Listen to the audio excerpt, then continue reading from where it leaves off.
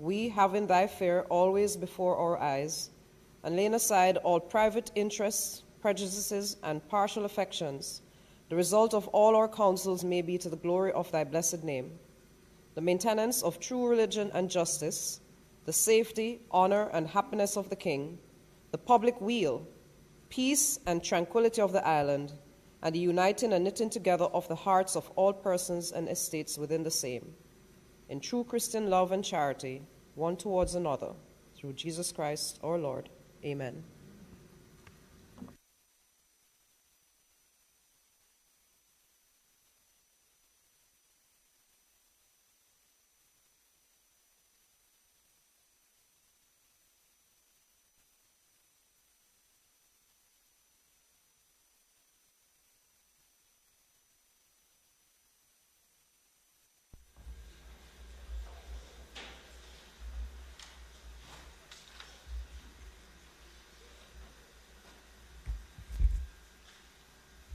This meeting of the Honourable Senate of Jamaica for Friday, November 4, 2022 is called to order.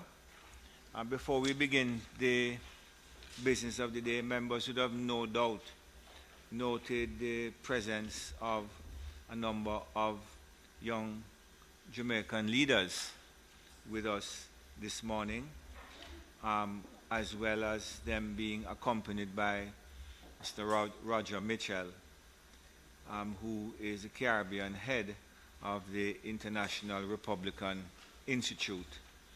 Now, they are here today as a result of their participation in a program which culminated in it's actually a 16-week leadership diploma course, and it culminated with a conference in the Dominican Republic, which was attended by some 20 leaders from the Caribbean, Belize, Jamaica, Suriname, Trinidad, and Tobago all participated.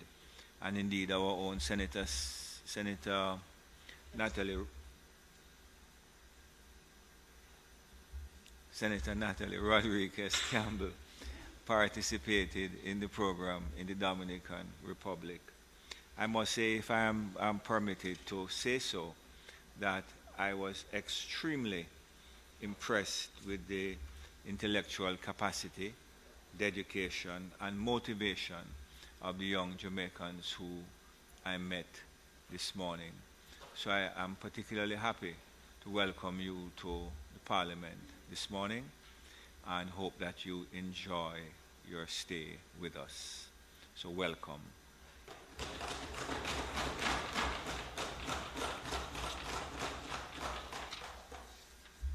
Statements by ministers. Announcements.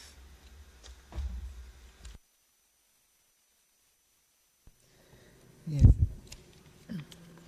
Laid on the table of the Senate today are the following: Ministry Paper number 89 of 2022 entitled Jamaica Customs Agency Annual Reports for years ended March 31, 2014 and March 31, 2015.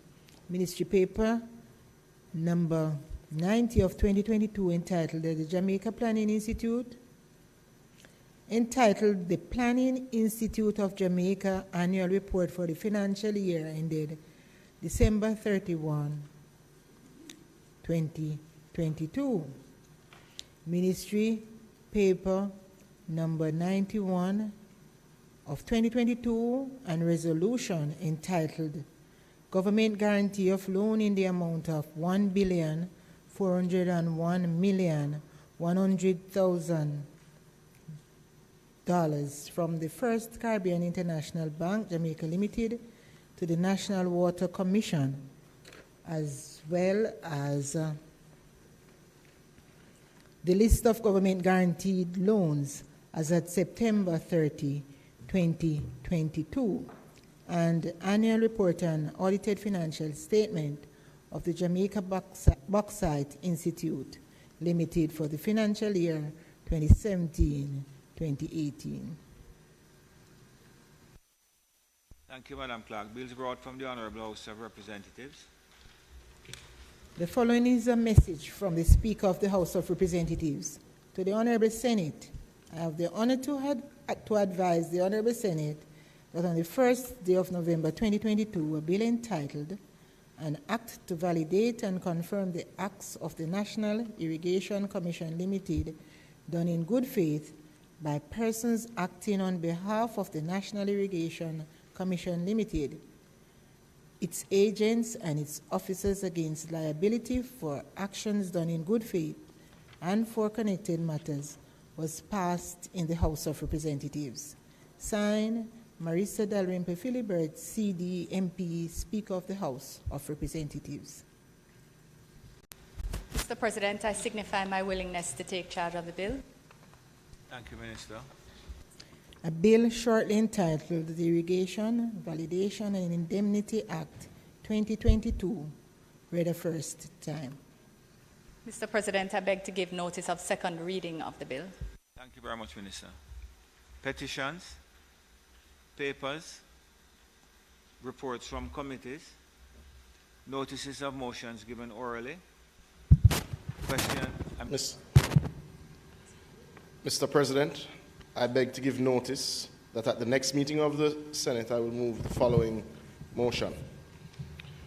Whereas Section 19 of the Firearms Prohibition, Restriction and Regulation Act 2022 provides that the Minister may, by order subject to affirmative resolution, declare a firearms amnesty if the Minister is satisfied that A, the amnesty may result in the reduction in the number of illegally possessed firearms or ammunition in Jamaica, and B, it is in the public interest to declare the amnesty, and whereas on the first day of November 2022, the Minister made the Firearms Prohibition, Restriction, Regulation, Firearms Amnesty Order 2022, now therefore be it resolved by this Honourable House as follows.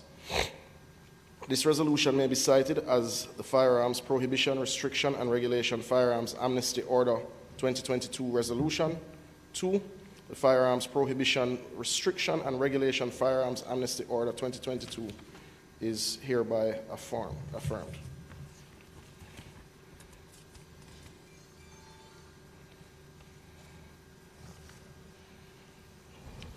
Sorry, Mr. President. Mr. President, can I ask that you recommit? There's an issue with the document. I beg your pardon? You recommit, there's an issue with the document. I'm withdrawing it, President, and I will ask that you recommit a little later. I'm asking to draw the motion as table, and I will recommit later if you would be so kind. On the motion that you started there. Yes, and yes, President. At another time, you'll ask that it be recommitted. Yeah, yes, if you'd be so kind, President. Okay. Sorry. Yes. The leader of the Senate is required. Those in favor of that? Thank you. Minister, you have any in relation to your legislation? Okay. Questions and answers to questions? Motions that may be made at the commencement of public business requiring notice. Motions relating to the sitting of the Senate. Motions for leave to introduce bills. The presentation of bills without the leave of the Senate first obtained. Public business. Minister. Thank you, Mr. President. Mr. President, it is intended today to continue with the State of the Nation debate, or rather to resume the State of the Nation debate suspended at our last sitting, and to continue with contributions both from myself and Senator Floyd Morris. It is my understanding that on the return of Senator Samuda, and perhaps after both presentations, we will also seek recommittal of notices of motion given orally to permit the resolution in respect of the firearm amnesty to be taken at that time. Mr. President, before I take my seat, however, I also would crave your leave to recognize this morning, present also in the gallery, the Permanent Secretary and senior staff members of the Ministry of Foreign Affairs and Foreign Trade. And although I will thank them when I speak later, I think just acknowledging their presence now, I wish to welcome them all. Minister, can I invite them to sit in the well of the Parliament. They can sit over here. Eh? Yes, we will find space for them. No, I'm speaking about your ministry staff, you know. Yeah. The permanent. Yes, there's place here. Madam Permanent Secretary, would you join us, please?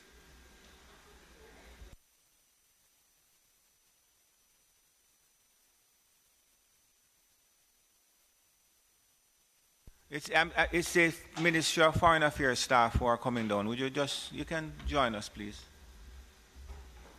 Mr. Luton.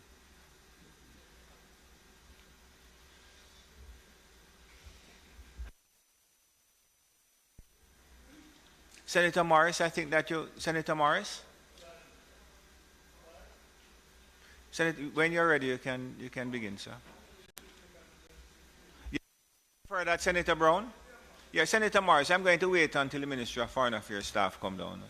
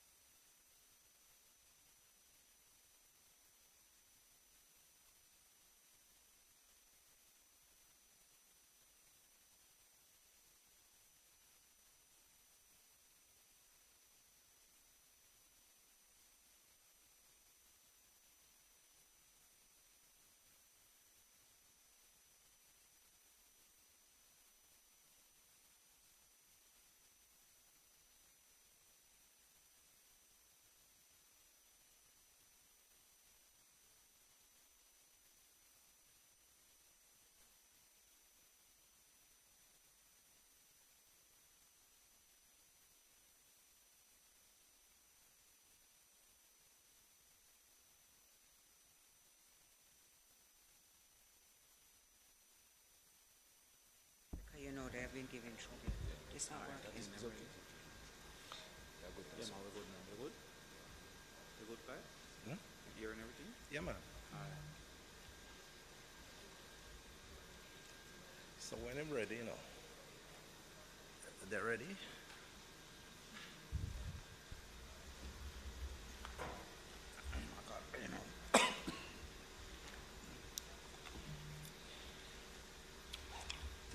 And thank you very much for your patience, members. Senator Floyd, Dr. Senator Floyd Morris.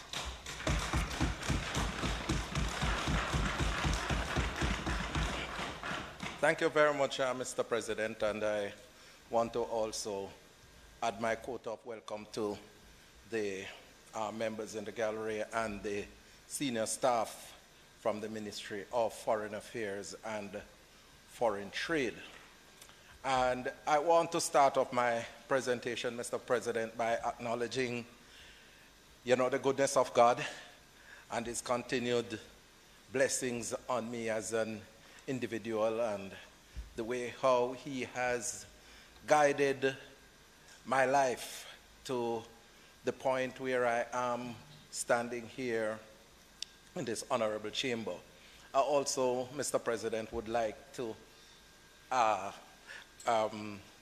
acknowledge my best friend and the significant person in my life who is unavoidably absent today because she had a medical appointment. And so I speak of my wife, Shellyan, who I am indeed happy to regard as my soulmate and best friend. And her support for me has been tremendous. And I want to also acknowledge the tremendous support of the staff and members of the University of the West Indies that continue to give me support at that illustrious institution that this weekend will be graduating over 4,000 individuals from that institution. Mr. President, it is my absolute pleasure to make another State of the Nation presentation in the Senate. This year, I have the distinct honor of serving this honorable chamber for 20 years. I am indeed grateful to former Prime Ministers P.J. Patterson, Portia Simpson-Miller, and leaders of the opposition, Dr. Peter Phillips and Mr. Mark Golding, for the confidence they have reposed in me to give service to this great country. The records will show that I have made a continuous and significant contribution to the Senate in those 20 years, whether it is questions to be asked, motions to be debated, legislation to be introduced, and as a former President of the Senate, signing off over 100 pieces of legislation and hosting dignitaries to the Parliament. And Mr. President, how could I not include the countless effort at bringing the plight of persons with disabilities to this chamber? Indeed, it is such efforts that resulted in the signing and ratifying of the United Nations Convention on the Rights of Persons with Disabilities in 2007, the introduction of sign language in the Parliament in 2014, and the passage of the Disabilities Act in 2014. So, Mr. President, I am indeed grateful for the opportunity to participate and make my contribution to our country through the Senate. This year, I would like to focus on the topic, Time Come to Build an Accessible and Inclusive Society. Mr. President, when I speak about an accessible and inclusive society, I am speaking about building a society in which all the citizens have equal opportunities to participate and contribute to the development of that society through their God-given talents and ability. Ultimately, this must redound to Jamaica becoming the place of choice to live, work, raise families, and do business. In this presentation, therefore, I would proffer an analysis of the current state of the nation, where we are coming from, what are some of the efforts that have been made by my political organization to deal with some of the challenges and put forward some solutions to deal with the problems bedeviling our country. In 2022, there are some worrying trends in the state of our nation. Crime has escalated out of control, and the citizens are extremely fearful. Our education system is in chaos, with teachers migrating in droves.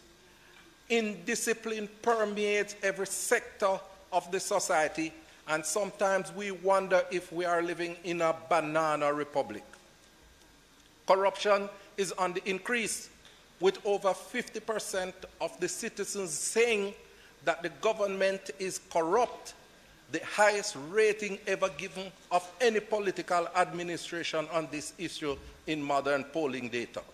Roads across the country are in a deplorable condition, contributing to citizens taking out their frustration by blocking roads. There is a significant pileup of garbage in communities, and it is a national eyesore. Landlessness and shortage of shelter has encompassed the country, with more and more citizens capturing crown lands.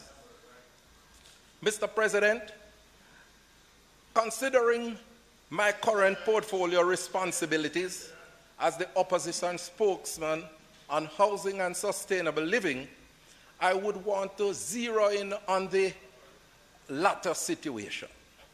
This is because the issue of landlessness and lack of shelter has affected our citizens ever since the abolition of slavery in 1838.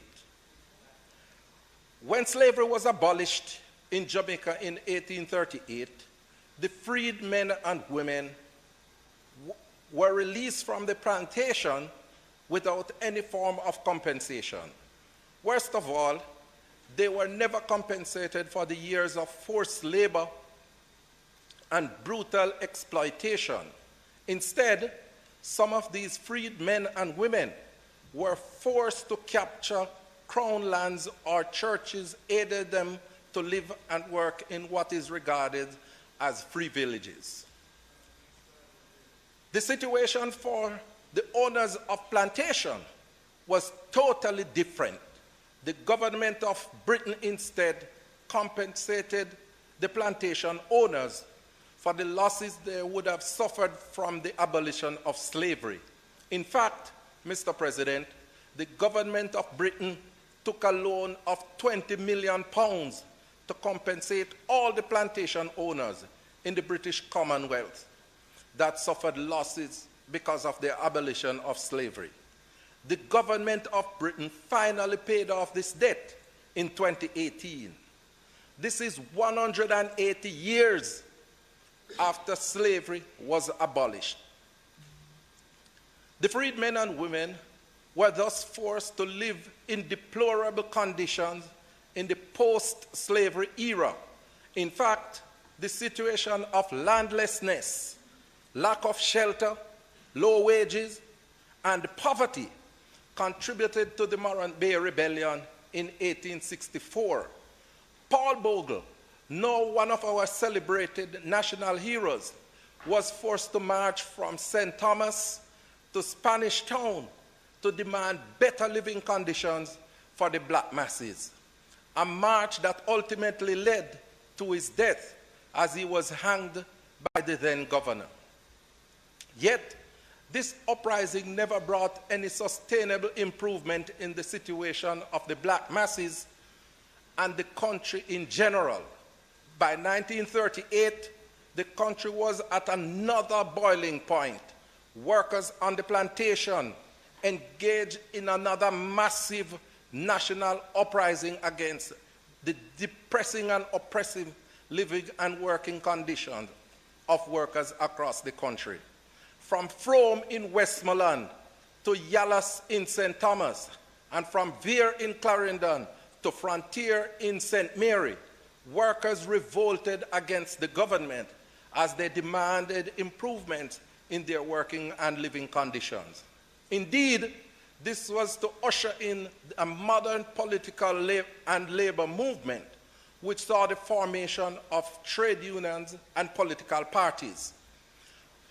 By 1962, we pressed for and obtained political independence at Norman Manley. We are now 60 years old, and the vagaries of colonialism and slavery continues to haunt us. The issue of landlessness and inadequate shelter continues to plague our society. You see, Mr. President, we have not dealt with it in an unassailable manner, the issues emanating from slavery. Thus, the issues of squatting, especially that on crown lands, remains pervasive. Therefore, you have situations such as that taking place in Clifton and Pleasant Hill in St. Catherine. It is conspicuous, Mr. President, that nowhere in this country where the black masses have seen improvements in their living conditions that they have chosen to trespass on the land of others.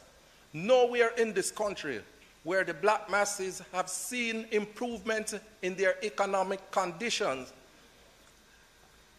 are their houses in a deplorable condition. Once these citizens see an improvement in their living conditions, the pride in them as black Jamaicans inspire them to live within the confines of the law. Therefore, Mr. President, I am outraged and disgusted by the Prime Minister's instruction to bulldoze the houses of those individuals who were scammed into purchasing crown land in Clifton. I am also annoyed by the notices that were given to citizens in Pleasant Hill, St. Catherine, to vacate lands that they have occupied and called home for over 70 years. We are not a banana republic, and we are governed by the rule of law.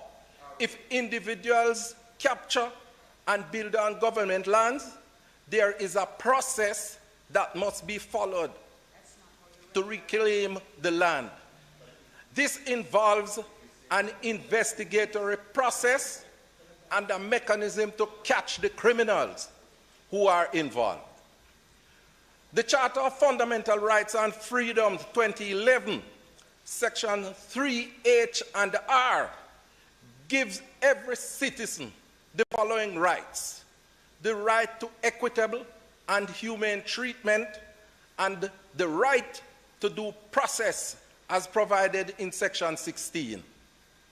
Nowhere in the Constitution does it give the Prime Minister and the executive the right to be judge, jury, and executioner. You cannot enforce the law by breaking the law. And what is most egregious is when the Prime Minister, who the law gives no locus in this instant matter, leading the charge. But I am not surprised by the actions of the Prime Minister, as he has been consistent in tinkering with the very Constitution he swears to uphold and protect. We have seen it in the matter of undated letters that were signed by senators, some of whom are present here today. We have seen it in the NIDS legislation that his administration brought to Parliament in 2017. And we have seen it in the consistent use of states of emergencies as a crime-fighting initiative that trampled on the rights of some citizens. Mr. President, these actions by government does not inspire confidence in the political process. Our citizens have become cynical of us as leaders. The entire system of government they see as only enforcing the rules for expediency. We must therefore move to build an accessible and inclusive society in which all our citizens can feel as if they are first-class citizens. Time come, Mr. President, for this matter to be dealt with in a preeminent manner. Over the years, various administrations have implemented diverse housing projects to improve the living conditions of Jamaicans. However, in the context of my presentation, I will focus on a sample of projects implemented by PNP administration.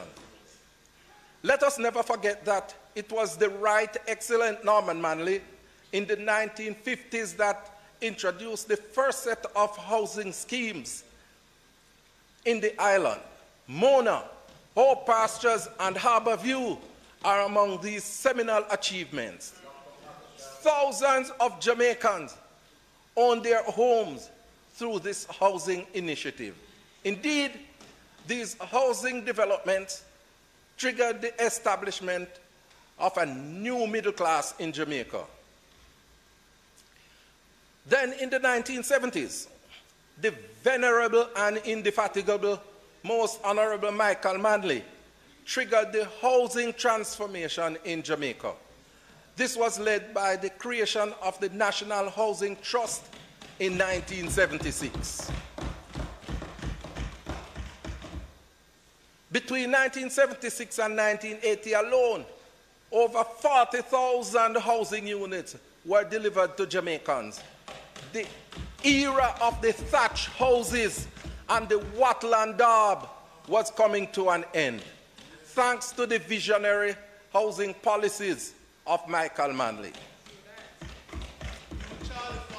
According to the NHT, Mr. President, over 110,000 houses have been built by the National Housing Trust during its 45-year existence. In the 1990s, the Most Honourable P.J. Patterson embarked on one of the most commendable and comprehensive initiatives to deal with the historical injustices of slavery. This initiative, the Program for Resettlement Integrated Development Enterprise, commonly known as Operation Pride, was established in 1994.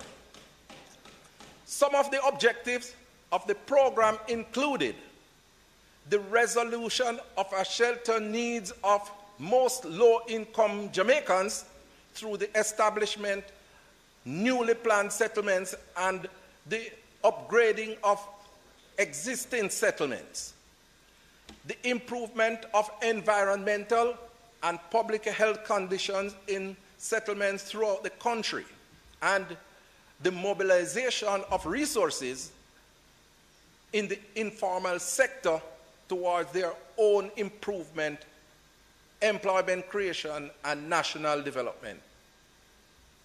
The Operation Pride project delivered over 58,000 titles and certificates of possession to ordinary Jamaicans across the island. We can proudly say, Mr. President, Pines of Karachi, developed by PJ, Wentworth in St. Mary, developed by PJ, Mount Edgecombe in St. Anne, developed by PJ, Luana in St. Elizabeth, developed by PJ, Melrose News in Manchester, developed by PJ, Langston Apartment in St. Andrew, developed by PJ.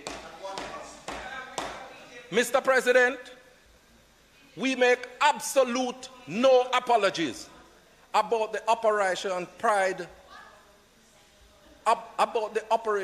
development. Ask if there were problems, I say emphatically yes. Ask if there were questionable decisions, I would say probably. However, Mr. President, Operation Pride brought significant benefits to thousands of Jamaicans. to thousands of Jamaicans who would not have received the chance to own a piece of this rock.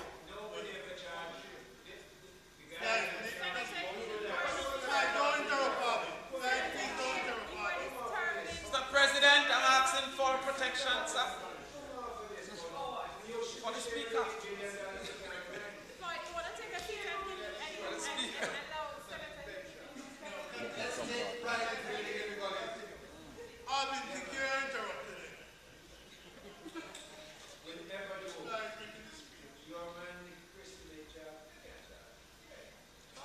Mr. President, we in the PNP create opportunities for the small man to gain access to and be included in the society by implementing initiatives such as Operation Pride. We don't take prime agricultural lands and give it to the already real rich to farm, and then they take to want to build houses.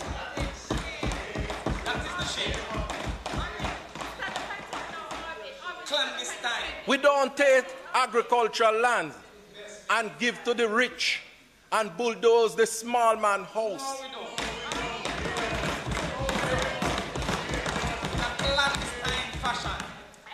And Mr. President, we don't take prime land and give to individuals for projects like Spring Plains, and then they end up producing other things. Mr. President, we don't defend one cannot forget.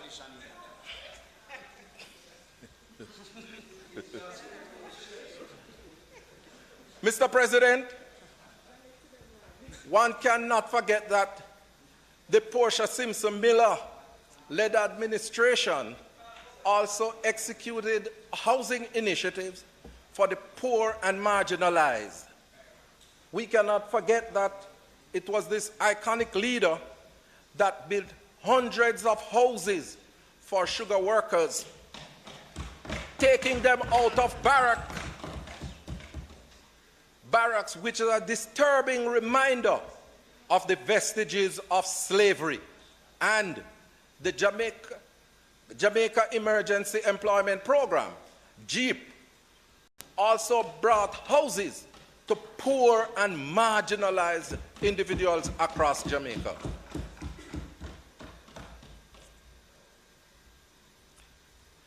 It is estimated, Mr. President,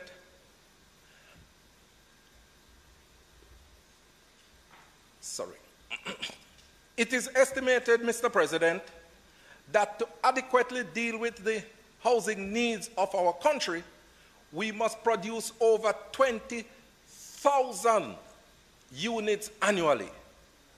This will require a mixed approach, taking into consideration the partnership of both government and the private sector. We are operating in an era of climate change, and we must take serious consideration of how houses are built and what amenities with them. Resultantly, we must ensure that houses that are built are accessible, smart, and resilient. Mr. President, data is showing our senior citizens' population hovering around 13%, and this is expected to increase over the next couple of years. Our population of persons with disabilities is about 15%. When these two groups are conflated, we have a significant 28% of the population. We therefore must build houses that are accessible and must take into the consideration the needs of these individuals. Therefore, housing units without stairs,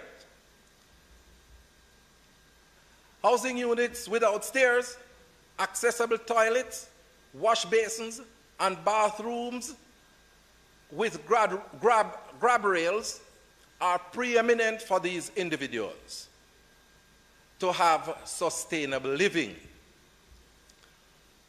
The issue of climate change has brought into sharp focus the need for establishing smart housing. We need to build houses that will conserve and harvest water. We need to build houses that conserve on energy. We need to ensure that houses are built with internet connectivity.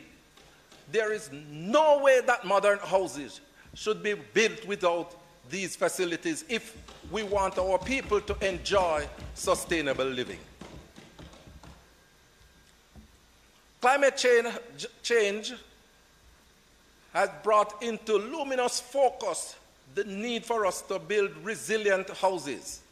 The recent destruction of houses in Florida, brought about by Hurricane Ian, is a strong reminder of the urgent need to build houses that are resilient. We are living in a geographical location where we are susceptible to hurricanes, volcanoes, earthquakes, and anthropogenic disasters. We must ensure that the design and material that goes into construction of our houses are able to manage these eventualities. Recognizing these existential issues relating to housing in Jamaica, a future PNP administration will be prepared to do the following. 1, restore the National Housing Trust to its core mandate of providing affordable housing to the workers of Jamaica. 2, provide a real rent-to-buy initiative where contributors to the NHT can own their own homes. Who rent a home, rather, can purchase that home over time. 3, mobilize all available resources to provide accessible housing for the most marginalized in the Jamaican society. 4, partner with civil society groups such as the church, organization of persons with disabilities, and senior citizens groups to build affordable and accessible housing for extremely marginalized individuals. And 5, to reinstitute the subsidy on interest rates for loans, teachers, senior citizens, persons with disabilities, and civil servants. Mr. President, the varied conditions that I have adumbrated above have undoubtedly created a Jamaica where some citizens are treated as a second-class citizens. Thus, there is a large band of Jamaicans who continue to be apathetic towards the political process. Such a situation was most manifest in the 2020 elections, where 63% of the voting population abstained from the polls. These citizens do not conceive a Jamaica that is working for them, as they are excluded from the mainstream of society. Senior citizens feel isolated because their basic healthcare needs and social protection are not being satisfied. Women believe that their efforts to make a decent living are not being realized. Men believe that they are being marginalized because of lack of economic opportunities. Persons with disabilities believe that discrimination is institutionalized. Residents in communities such as Clifton and Pleasant Hill believe that because they are poor, the state has no respect or regard for them. So, Mr. President, we have our work cut out for us to restore hope and create a more inclusive society, a society where our senior citizens are included and provided with quality health care and social protection. An inclusive society where our women, when they work, they are duly rewarded for their efforts. An inclusive society where our men can once again feel empowered and see their dignity preserved. A society where persons with disabilities can efficaciously participate in every sector of society. In every sector of society. And a society where when decisions are taken that will impact on the marginalized communities, for example, the people are included in the process. This is what is required to build an inclusive society and restore faith and hope in our systems of government. Finally, Mr. President, I want to give a tangible example of an accessible and inclusive society. Whenever I travel overseas, I pay keen attention to my environment. I do so because I always want to learn new things and to see what can be adopted for Jamaica. In my most recent UN assignment to Switzerland, I was always out in the communities interacting with the people. Here I got the opportunity to see accessibility and inclusion at work all over the country. Access and inclusion is inscribed in the society. The sidewalks are built to accommodate persons with disabilities, senior citizens, pregnant and lactating mothers, joggers, cyclists, and individuals attending the grocery store. Mr. President, it is the easiest that I have moved around in any country. Public transportation is extraordinary. I could stay in my hotel that is 1 minute away from the bus stop. And once I reach the bus stop, the bus would be waiting for me. It spends 5 minutes at the bus stop, and thereafter it is off to its next destination, even if it is one person in it. And, Mr. President, all the buses are accessible to persons with disabilities.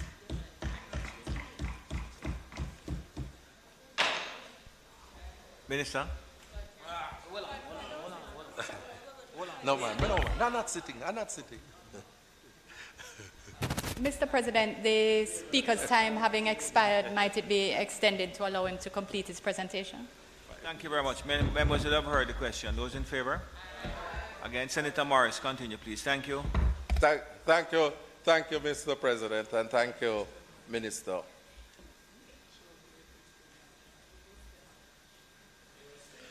Buildings, Mr. President, are fully accessible to persons with disabilities and any other citizens with mobility challenges. The elevators have braille inscription and voice recording to indicate where you are in the elevator. Most notably, Mr. President, is the courteous nature of the people. Mr. President, time comes for us to create a Jamaica of this nature. We can do it. What it requires is the political will and a serious determination by all to make the society accessible and inclusive for all. Consequently, time comes for the Disabilities Act to be fully implemented. The effective date came on February 14th, and I commend Minister Samuda for his effort in this regard. But the different components... Sorry, that's not this Samuda, it's the other one, right? Yeah. But the different components of the legislation must be brought to life so that we can start reaping the benefits of this progressive piece of legislation. Time comes for us to modernize the Constitution of Jamaica as it relates to persons with disabilities. The negative nomenclatures relating to disability must be removed in any reforms to this new constitution. Time come for us to enforce the Building Act with the Building Code so that public facilities can become more accessible and inclusive of all citizens. A strategic approach must be adopted by the local authorities to get both old and new buildings fully accessible to persons with disabilities. Including this parliament. Time come, Including this parliament. including this parliament. And promises have been made. Time come for us to provide owners of buildings at the local level with incentives to make their facilities accessible and inclusive. One way that this can be done is to provide a discount on property tax for a period of time to any entity that provides access and inclusive facilities for persons with disabilities and senior citizens and others with mobility challenges. Time come for us to build an accessible and inclusive society where persons with disabilities are included in the labor market. I see the government postulating that unemployment is below 7%. However, this is not impacting on the population of persons with disabilities. In fact, Mr. President, all the studies that have been done have shown unemployment of persons with disabilities hovering around 90%. Persons with disabilities are not captured in this data, as employment is calculated based on those who are actively seeking employment at a given time. Persons with disabilities have withdrawn from the labor market due to the high levels of discrimination they face in Jamaica, and the government must pay attention to this. It is an existential challenge for these individuals, and it must be addressed if they are to be meaningfully included in the Jamaican society. The government must therefore incentivize the private sector to employ more persons with disabilities. Time comes for us to engage in a massive public education program to ensure that members of the society understand that it is perfectly acceptable to be different, and that providing an accessible and inclusive society benefits all. It benefits senior citizens. It benefits pregnant and lactating mothers. It benefits sporting enthusiasts. It benefits shoppers. It benefits our children.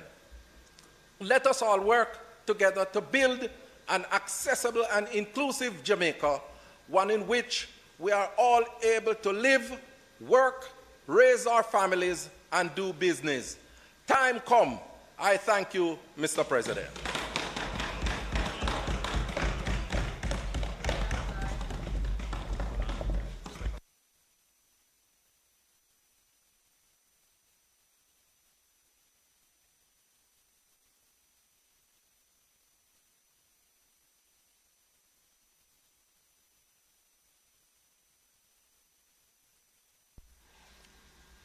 Thank you, Senator Morris. Time come for the Minister of Foreign Affairs and Foreign Trade. And I just bring it to your attention that notwithstanding the fact that she has had almost 10 years of experience in the Senate, this is her first contribution in the State of the Nation debate.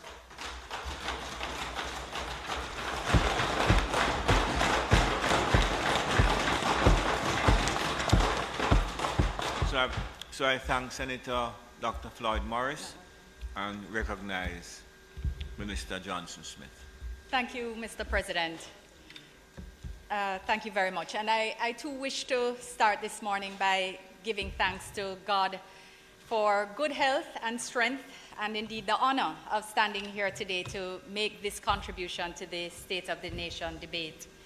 I'm going to channel his spirit of peace as well and only maybe mention one or two things which Senator Morris spoke to in his presentation, but it's important that I not be distracted unduly because the work of the Ministry of Foreign Affairs and Foreign Trade has not been spoken about sufficiently within this chamber.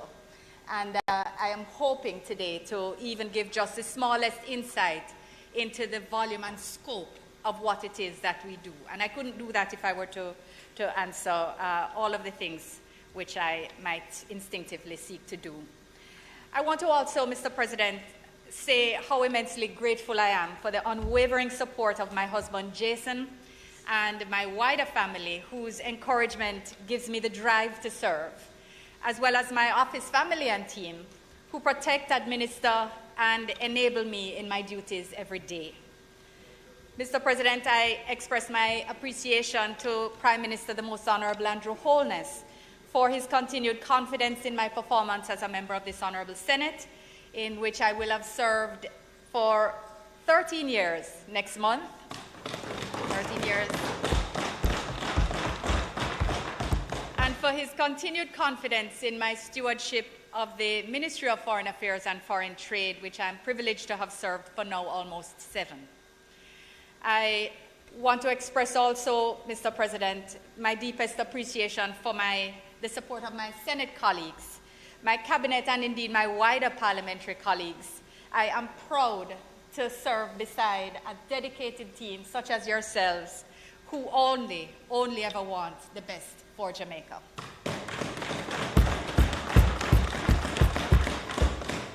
Mr. President, I'm grateful for the spirit of collaboration that extends broadly to every member of this chamber, for their active participation in the role we perform in the legislative process. I'm pleased and proud to say that since 2016, we have passed 237 pieces of legislation, counting bills and resolutions within this House. And I'm honored to have piloted 153 of them, 93 bills and 60 resolutions, but who's counting? This has fallen across, Mr. President, various portfolios and ministries, and sometimes it's easy to get lost in the myriad of subjects that we cover and forget of what we have accomplished. So I want to recall that we have passed the Jury Amendment Act to allow for more efficient delivery of justice. In 2017, we established the Integrity Commission to promote, strengthen measures for the prevention, detection, investigation, and prosecution of acts of corruption in public life. We also passed the Major Organized Crime and Anti-Corruption Agency Act, which created Jamaica's first fully independent law enforcement agency, informally started by Senator Bunting, who is now in this place, but when he was elsewhere, he started putting the MOCA together. We passed the law that entrenched it and, of course, established both bodies, staffed them, and provided the budgets. MOCA today is able to celebrate over 1,200 arrests and $1.7 billion worth of assets seized. And I might just take this time to recognize that while I hear or heard the Senator's reference to his view of corruption, I want to state quite clearly that not only has this administration done more than any previous administration in respect of strengthening our mechanisms to prevent and fight corruption where it is found, but we have also been internationally recognized as under the opposition, starting from 2012, the score on the Corruption Perception Index was 38, and since 2017 it has been 44. So we are clearly perceived as less corrupt than the opposition has been during our tenure. And this is undoubtedly because of the work that has been done by the Integrity Commission, by MOCA, the new Public Bodies Management Authority Act regulations. It is because that action has been taken when it has been merited. It is because we have strengthened the anti-money laundering and counter-financing of terrorism regulations. We have strengthened the corporate governance frameworks and corporate law in respect of prevention of corruption. Mr. President, were I to continue to speak about all that we have done, again, I would give a very different presentation today. But, Mr. President, we have also passed the Tourism Workers Pension Act, which allows tourism workers to look forward to a financially secure retirement, including not only hotel workers, but those related to the tourism sector, such as craft workers, vendors, tour operators. This is groundbreaking work. Mr. President, we have passed the Data Protection Act and the National Identification and Registration Act, which together will not only assist in ensuring that we're able to digitize Jamaica in the way we need to harness and empower our young people and ensure they are ready to take the opportunities which the future presents. But we also have passed the Sexual Harassment Protection and Prevention Act to stamp out sexual harassment in the workplace, in institutions, and at places of accommodation, to empower and protect our women and ensure that they are also able to economically empower themselves. Mr. President, the Judicature, I hope so too, the Judicature Appellate Jurisdiction and Parish Court Amendment Act that granted the limited right of appeal to prosecution in criminal proceedings in the Parish Court and Supreme Court again has reflected its first victory just recently, Mr. President, where the light sentence that was granted to a convicted murderer has been overturned on appeal and an appropriate sentence granted where he will be unable to seek parole before 26 years.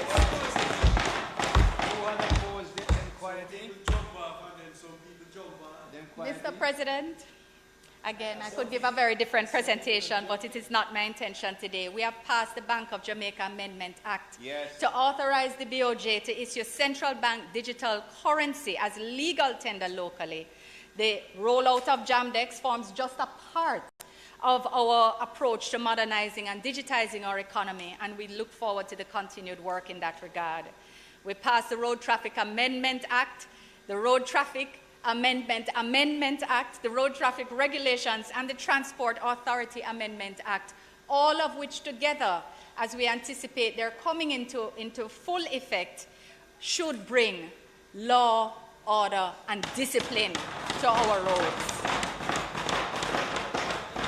Mr. President, without going very much further, I will only mention the Firearms Prohibition, Restriction, and Regulation Act 2022, which will strengthen the fight against gun crimes, which, as we know, comprise the majority of murders in our country. Mr. President, in this context, I would therefore like to recognize the hard-working teams at the Office of the Parliamentary Council, the Attorney General's chambers, the legal officers and technical teams in the ministries, departments, and agencies across the piece, and of course the excellent staff here at Gordon House and our support teams who ensure that our work here is efficient and effective. I'm pleased and honored, as I am sure we all are, to continue to play a role in guiding these matters through the process as this government seeks to deliver on its promise to build a stronger economy, deliver better governance, security and justice for all, and to build a digital Jamaica, a stronger, inclusive Jamaican society of which we can all be proud. Mr. President, for its part, the Ministry of Foreign Affairs and Foreign Trade continues to play a critical role in helping Jamaica achieve development and prosperity. It is a privilege to serve alongside Minister of State, Senator the Honourable Leslie Campbell, and the team at the ministry, headed by Permanent Secretary Sheila Sealy-Monteith and senior executives who are present here today, and I'm so proud to work with all of them. Some of them are known to you because they've, of course, been serving for very, very many years, and we have represented the acting CTD and the undersecretaries across international organizations, economic affairs, diaspora and consular affairs, policy and corporate affairs, bilateral and hemispheric affairs, as well as trade, all represented here today, demonstrating the scope of our ministry. Mr. President, the Foreign Ministry is made up of a cadre of hardworking, smart-working, and dedicated public servants, right here in Kingston and at our diplomatic and consular missions overseas. I consider myself blessed to work with such a professional team, and together we continue to give of our very best in service to Jamaica, land we love. At the Ministry, we've joined the entire nation to celebrate Jamaica's 60th anniversary of political independence. But we also celebrate that with political independence in 1962 came the responsibility for conducting our own foreign policy. The Ministry of External Affairs was established as one of the very first departments of government to promote to the world the national interests of our fledgling nation. As this statement is being delivered while we commemorate MFAFT at 60, I think it is only fitting that I pay homage to the pioneers of the ministry. I want to acknowledge for the record with sincere appreciation all of those who have served before in this ministry at every level, whose work contributed to the high esteem in which the world holds Jamaica. Mr. President, we began this year by formalizing for Jamaica the permanent home for her foreign ministry. On the 19th of January, the modern, purpose-built headquarters of the Foreign Ministry, the result of strong bilateral cooperation across administrations, was officially opened and named after the Right Honourable Hugh Lawson Shearer, the longest-serving and one of the most impactful foreign ministers of Jamaica. As many recall him, Mr. President, more for his union presence, I just want to share very quickly for the record that he not only served from 1967 to 1972 and 1980 to 89, but he presented Jamaica's first 7 national policy statements at the United Nations, cementing the stature, and he did so as Senator, Leader of Government Business, and Minister without Portfolio starting in 62. That was the positions he held. Cementing the stature of diplomatic thought of this relatively tiny nation on its entry into the world stage. He was well known within the ACP and within the Commonwealth for solving contentious matters among so many different things. But I must, of course, highlight that he promulgated the idea in our very first national policy statement at the UN, the idea of an International Year of Human Rights, and its celebration in 1968 is noted today as one of his most signal accomplishments. Mr. President, were I to use this State of the Nation in our 60th year to review the full impact of this ministry and indeed the practice of foreign policy on Jamaica and the world, we could quite probably be here for days. And as I know this won't be permitted, I will seek to take a look at some aspects of how we have been ensuring that we maintain an effective and positive global presence that translates into support for the development of Jamaica and the Jamaican people. Said otherwise, more formally, this ministry has been effectively maintaining the alignment of Jamaica's international development support and cooperation with Jamaica's national development plan and the strategic objectives of the government, which aim to deliver inclusive and sustainable economic growth and job creation, a secure and just society, and a green environment in which people can live, work, raise families, and do business. We support global initiatives and nurture relationships as good global citizens and in the best interests of Jamaica, and have proceeded with this mandate even as we have grappled with geopolitical tensions, the COVID-19 pandemic, the war in Ukraine, and other global realities. Mr. President, if we can look briefly at bilateral affairs. In 1962, 12 countries established diplomatic relations with Jamaica. 3 of them as early as the 2nd of August, and 4 actually on Independence Day itself. This early embrace given to Jamaica by the family of nations then in existence has been marked throughout this year and will further be recognized as we proceed. Today, Jamaica maintains diplomatic relations with 174 countries of the 193 members of the UN. Within my tenure, we have added 9 countries, 1 from Europe and the remainder from Africa and the Pacific, and it is our intention to continue this important process of expansion and inclusion.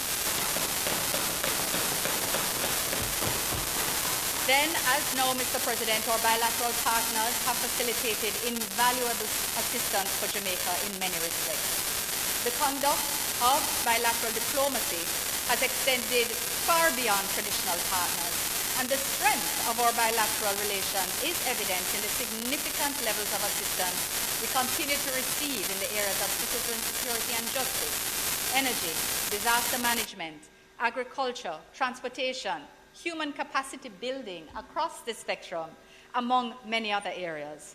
Furthermore, throughout the period of the COVID-19 pandemic, in particular, the Foreign Ministry spared no effort working closely with the Ministry of Health and Wellness and its agencies in securing vaccines, medical equipment, and supplies, which continue today to bolster the public health system. And I remember, just on a personal anecdote, sleeping with my little earphones to make sure that I didn't miss the return call from a foreign minister in a different time zone, because it was so critical to try to ensure that every opportunity was taken. It was quite a challenging time, but again, the foreign ministry really spared no effort. But more particularly, on Cabinet's instruction for cohesion and accountability, we established and I chaired an external support coordination committee to manage and coordinate our efforts. Our success is reflected in part in the support received, valued at more than 1.1 billion Jamaican dollars. Thousands of lives have been touched by funds allocated to priority areas, by the equipment, including ventilators, oxygen plants, test machines, kits, PPE, and of course, vaccines and other treatments. We remain grateful to the many bilateral partners, regional and international organizations, to COVAX and the African Medical Supply Platform for their ready assistance. Mr. President, this year Jamaica was particularly honored to have hosted several state and official visits, as well as other bilateral encounters, in keeping with the government's efforts to deepen its strategic engagements and to commemorate our 60th anniversary of independence. Members would recall the visits by their Royal Highnesses Duke and Duchess of Cambridge, now Prince and Princess of Wales, President Kagame of Rwanda, President Sri Ramnath Kovind of India, Foreign Minister Oniyama of Nigeria, and meetings with high-level delegations from Namibia and South Africa. In all instances, important achievements were recorded, MOUs on cooperation in tourism and other areas with Rwanda, India cooperation expansion in respect of technical areas, as well as diplomatic training, many others. And it is our intention to give these encounters even more tangible meaning through implementing and building on the agreements reached. With a similar objective of strengthening bilateral relationships, in March of this year, I was pleased to be a part of the delegation led by the Prime Minister, the Most Honourable Andrew Holness, on his working visit to the United States of America, where he met with Vice President Kamala Harris, and through this and other high-level meetings, including with Secretary of State Blinken, Jamaica secured $52 million United States worth of assistance, particularly in the areas of climate change, security, that is violence reduction in particular, cybersecurity, trade and investment, and energy. In support of bilateral and regional engagements and increased regional trade, I also supported the Prime Minister on his official visit to Trinidad and Tobago in August. Bilateral talks on areas of mutual importance built on talks from Prime Minister Rowley's official visit to Jamaica in 2016, including the conclusion of a trade complaints mechanism between our two countries, which each comprise our largest trading partners within the region. And this mechanism is expected to support private sector confidence and accordingly increase regional trade.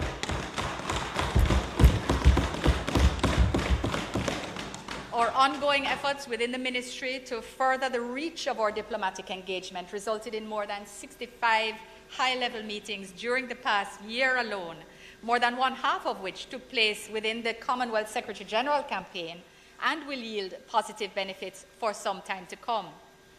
The government is determined to pursue collaborative approaches and partnerships in regional, hemispheric, and global contexts within the United Nations, the EU and the Organization of African, Caribbean, and Pacific States, within CARIFORUM, Commonwealth, Organization of American States, the Association of Caribbean States, CARICOM, and CELAC. These are contexts that we view as critical to development for not only Jamaica, but all developing nations. And as it would be impossible to deal with all, Mr. President, I see you furrowing your brow, I will just briefly address the CARIFORUM context and then CARICOM briefly as well. Mr. President, our active participation within CARIFORUM, which is essentially the CARICOM countries plus the Dominican Republic, it continues as we welcome the new development funding mechanism under our partnership agreement with the European Union, the successor agreement to the Cotonou Partnership Agreement, which expired in 2020. The EU's new Neighbourhood Development and International Cooperation Instrument, we refer to it as the NDC Global Europe, will be the main platform for the EU's development financing for Jamaica and the region. So before, many of you would have heard before about the EDF, the European Development Fund, as a mechanism under which we receive development grant funding. The new instrument will be the NDC. And the allocation for the region has now been confirmed as €800 million. The EU therefore remains our largest provider of grant funding and one of our most important development partners. As one era closes and another one opens, I was pleased to participate in last month's launch of the 3 new EU CARIFORUM development partnerships under the NDC, namely the Green Deal for the Caribbean to address climate change, taking account of vulnerabilities specifically of Caribbean countries as small island developing states, under economic resilience and trade, to build economic resilience, expand investments, production, and trade. So this is one of the areas under which I know you'll be looking to see what we can draw down. And in respect of governance, security, and human development, to build the social cohesion of which Senator Morris spoke earlier, and to improve social security. Mr. President, we are pleased that we will be able to participate in broader Pan-American initiatives as well for the first time, such as the Euroclima and the EU-LAC Digital Alliance, the EU Latin American Caribbean Digital Alliance, both of which are aligned with our developmental priorities. We look forward also to continuing to work with the EU and the CARIFORUM Directorate on using these vehicles to move Jamaica further along our path to attaining the Sustainable Development Goals.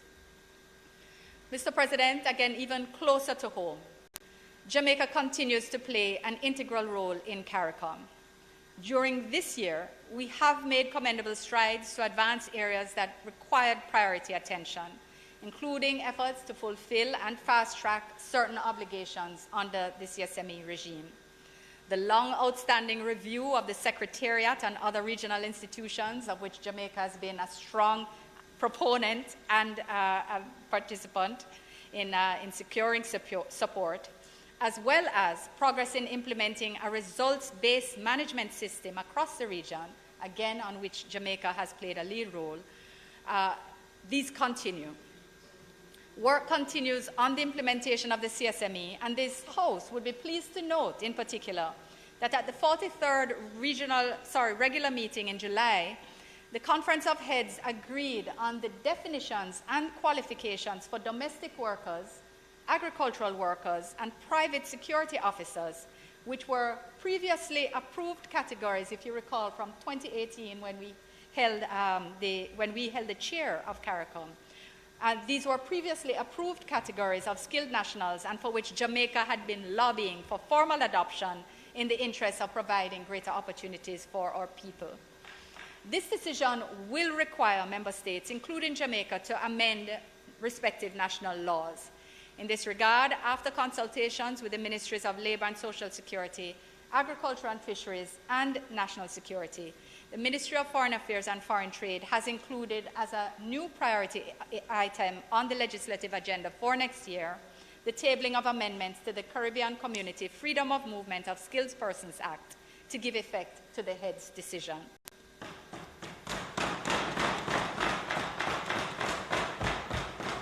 I'm also pleased to inform that since the start of this year, Jamaica has chaired the Council on Security and Law Enforcement, wherein led by Deputy Prime Minister and Minister of National Security, we have actively sought to strengthen the region's ability to respond to current transnational security threats.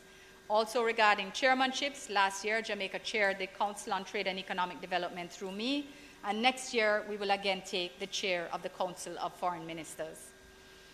Mr. President, during the year, as a community, we have engaged several important regional partners, including United States of America, Canada, and the EU, with several concrete initiatives and programs being identified for further collaboration. Next month, we will celebrate the 50th anniversary of CARICOM-Cuba diplomatic relations, and during the next year, we will mark the 50th anniversary of the establishment of the Caribbean community itself. Activities at the national and regional level are being planned to mark this important milestone. Mr. President, I will now turn to the situation in Haiti. Jamaica remains deeply concerned over the crisis in Haiti, particularly the deteriorating humanitarian and security situation. The strangleholds by gangs on the ports and distribution corridors has led to severe shortages of food and medicinal supplies, compounding the recent resurgence of cholera and the inability of hospitals to function at the required level. Because of insecurity and difficulty in movement, Mr. President, even schools have remained closed for some time, a matter on which Ministers of Education of CARICOM recently met and expressed concern. Mr. President, this crisis continues to deepen even as we recall the unfortunate assassination of late Haitian President Jovenel Moïse and the devastation caused by the earthquakes in 2021, from which they still seek to recover. Mr. President, Jamaica is one of the lead heads in CARICOM on the issue of Haiti. Through CARICOM and bilaterally, we have been in dialogue with the government of Haiti and actively advocating on behalf of Haiti at the multilateral level, as we remain committed to working with other regional, hemispheric, and international partners to promote a Haitian-led solution. We support the Haitian government's belief that the collective support of the international community is needed to strengthen critical institutional capacities and the governance framework in order to regain stability and to ensure the platform of security needed to embed medium to long-term sustainable solutions in their country. The United Nations Security Council Resolution 2653, which was unanimously adopted on the 21st of October, is a welcome step as sanctions have now been placed on a notorious gang leader whose reported acts have threatened Haiti's peace, stability, and security. We believe, however, that the resolution did not go far enough, and the international community needs to do more in the best interests of the Haitian people. We state unequivocally that, as requested by Haiti, Jamaica is prepared to play our part together with CARICOM and willing members of the international community towards a solution to the humanitarian, security, and institutional crises in Haiti. We therefore continue to engage towards this end. Mr. President, on multilateral affairs, I note that on the 8th of September 1962, Jamaica was accepted for membership of the United Nations, and on the 21st of that same month, the black, green, and gold of the newly minted Jamaican flag was hoisted at the United Nations headquarters. It was a pleasure to commemorate this event just a few weeks ago, hoisting both the UN and Jamaican flags right here in downtown Kingston, together with Dr. Cornel and the UN team. the diplomatic corps, and heads of other partner bodies, we took the opportunity to acknowledge that Jamaica has a record of achievements within the UN system, of which we can be truly proud, as well as the necessity of the United Nations to the world today, especially for small states such as ours. In a period of global uncertainty and in the face of increasing threats to multilateralism, Jamaica's belief in and support for the multilateral system remains strong and vibrant, and our positions on issues of international concern remain consistent with the principles that have long served us as well. Recognizing the implications of growing insecurity internationally, Jamaica this year sought to strengthen its presence and expand its sphere of influence in those multilateral organizations which are deemed to be of strategic importance. Our campaign for leadership at the Commonwealth Secretariat was a part of this, and even though we ultimately did not win the election, we will certainly derive benefits from the relationships re-energized or started during the process. Membership of UN bodies is another way through which Jamaica has sought to maintain an active role and visible profile in international affairs. Over the last 60 years, Jamaica has had the opportunity to offer invaluable service on a number of United Nations organizations and subsidiary bodies. Since I became minister, we have had successful elections to UNESCO, ITLOS, ECOSOC, the CRPD, on which Senator Morris sits, the CERD, on which Professor Shepherd is now chair, the IMO twice. We have been re-elected since under the same tenure, and just last month to the Executive Council of the International Civil Aviation Authority. And I really want to just pay tribute to the amazing team that we have at the ministry that manages the candidature process, that manages the bilateral process that needs to underpin it, and that manages all of the technical elements that require the working across agencies, the working across ministries, and the working across governments to secure and confirm these elections.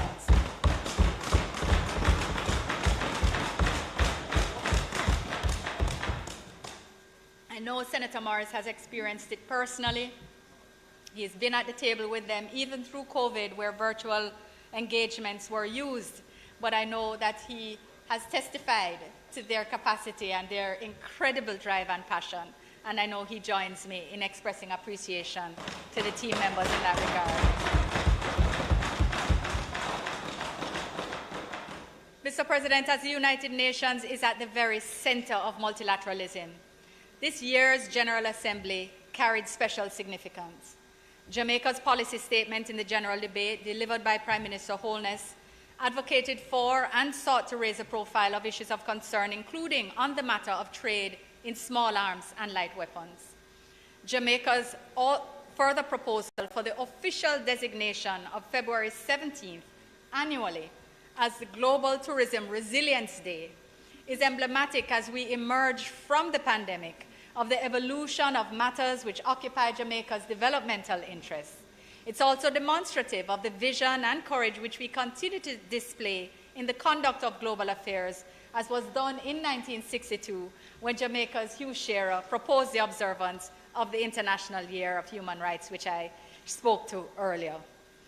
An area, Mr. President, of current and critical interest, which I just wish to note, is that of cybersecurity. I just want to note that Jamaica is coordinating CARICOM's position within the UN systems on the UN treaty negotiation process to elaborate an international instrument on countering the use of information and communication technologies for criminal purposes. Locally, the Ministry of Foreign Affairs and Foreign Trade plays a critical role in the interministerial approach taken to the subject, the Council being chaired by both the Ministry of Science, Energy and Technology and the Ministry of National Security. Mr. President, as the host of the International Seabed Authority, Jamaica welcomed this year's staging of the sessions of the Council and the Assembly, which coincided with the 40th anniversary of the signing of the 1982 United Nations Convention on the Law of the Sea in Montego Bay, the Montego Bay Convention, or the Constitution of the Oceans, that we celebrate today, this year, and Jamaica continues to demonstrate its global leadership in protecting and sustainably using our oceans and marine resources. The issue of the development of a regulatory regime for deep seabed mining has come under increased scrutiny from both domestic and international civil society organizations and NGOs. In the interest of ensuring that deep seabed activities benefit developing countries, and particularly small island developing states, Jamaica has remained vigilant in the discussions on this matter. We are committed to striking an appropriate balance between ensuring responsible activities in the area. And I just wish to note that I know sometimes when the public discusses this matter, they don't recognize that the area is not an area around Jamaica. The area is beyond national jurisdictions. It is in areas which are far beyond any country's borders or economic EEZs. So we are seeking to ensure that there will be responsible conduct in activities in the area while protecting and preserving the marine environment and deep sea ecosystems. So we will seek to build public awareness on deep seabed mining, providing facts and education in order to dispel misunderstandings. And this is work that will lie ahead of us, Mr. President. Oh, finish? Mr. President.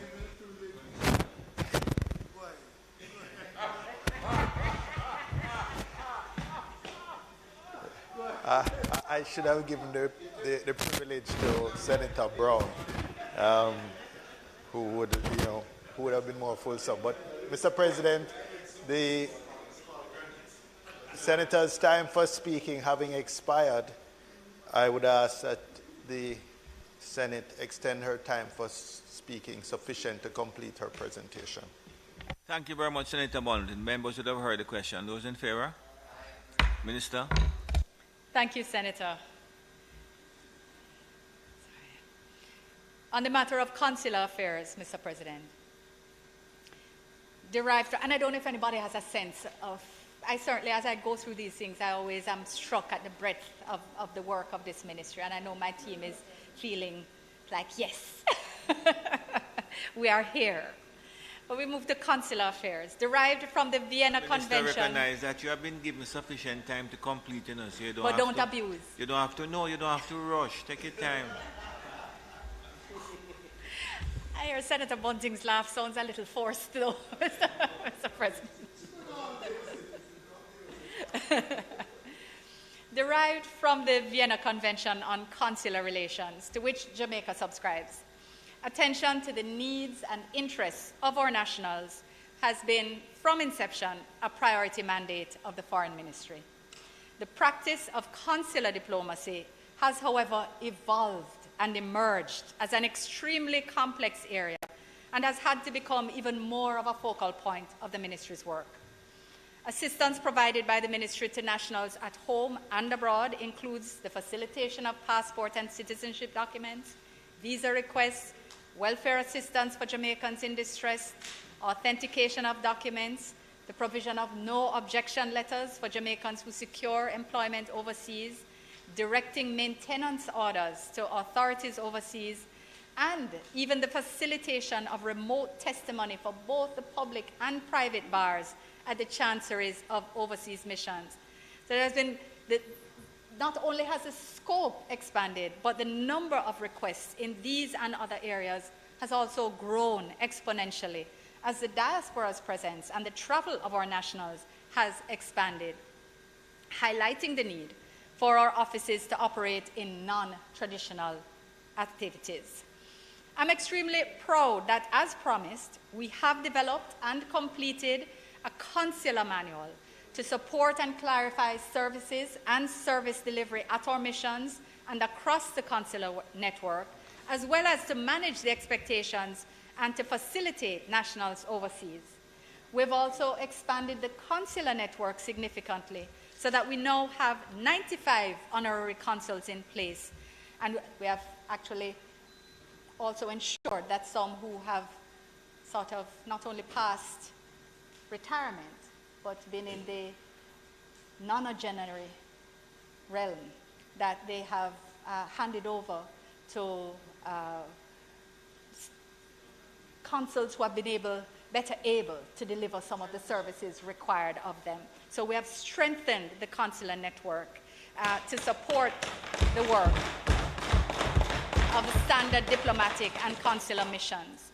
And I think something that people also, maybe the public of Jamaica may wish to recognize, is that these honorary consul positions are not paid positions, they are voluntary, so they're very important to our ability to expand without expanding the cost to the taxpayers of Jamaica, to expand our reach. And finding the right people, but also finding persons who are willing to take on the sheer breadth of the work on a voluntary basis is always quite challenging. And the fact that Jamaica, little Jamaica, is able to have 95 of these persons in place is testament to how highly we are viewed, how well we are viewed, the esteem in which we are held, because people want to fly the flag of Jamaica. So this is something, this is service for which we are always grateful, and on which we rely heavily where we don't have diplomatic missions. Mr. President, while the increase in demand for services was noticeable prior to the onset of the pandemic, the fact is that the last 2 years were extraordinarily challenging, witnessing an escalation on almost all fronts. During the pandemic, in addition to the ministry's support for the securing of medical equipment and PPE and vaccines, our support was also required for the repatriation of more than 3,050 seafarers, 750 crew and cruise passengers, as well as the repatriation of approximately 1,050 Jamaican nationals outside of the cruise and seafaring industry through cooperation with our diplomatic and consular missions. Mr. President, no, that requires applause, by the way. Sorry. I have to bring it to your attention. 3,005. And I want to note that despite the narrative that has been built around one particular difficult situation, and hear people making blithe throwaway statements about how we don't care and we leave people at sea, I want to remind that the government acted swiftly and decisively to assist persons who are stranded on ships with no open ports of entry. The 3,050 persons who were returned from scores of ships across more than 10 shipping lines in different seas and oceans across the world, in circumstances which held the ship owners and operators to their obligations under the relevant international conventions, ensuring that the contractual rights and safety of the seafarers were respected, while managing the cost to Jamaican taxpayers as best as possible, and ensuring that they were brought home with due consideration to Jamaica's safety, including the safety of their families and our healthcare workers who were under intensive strain at this time, that is the true story of what was done.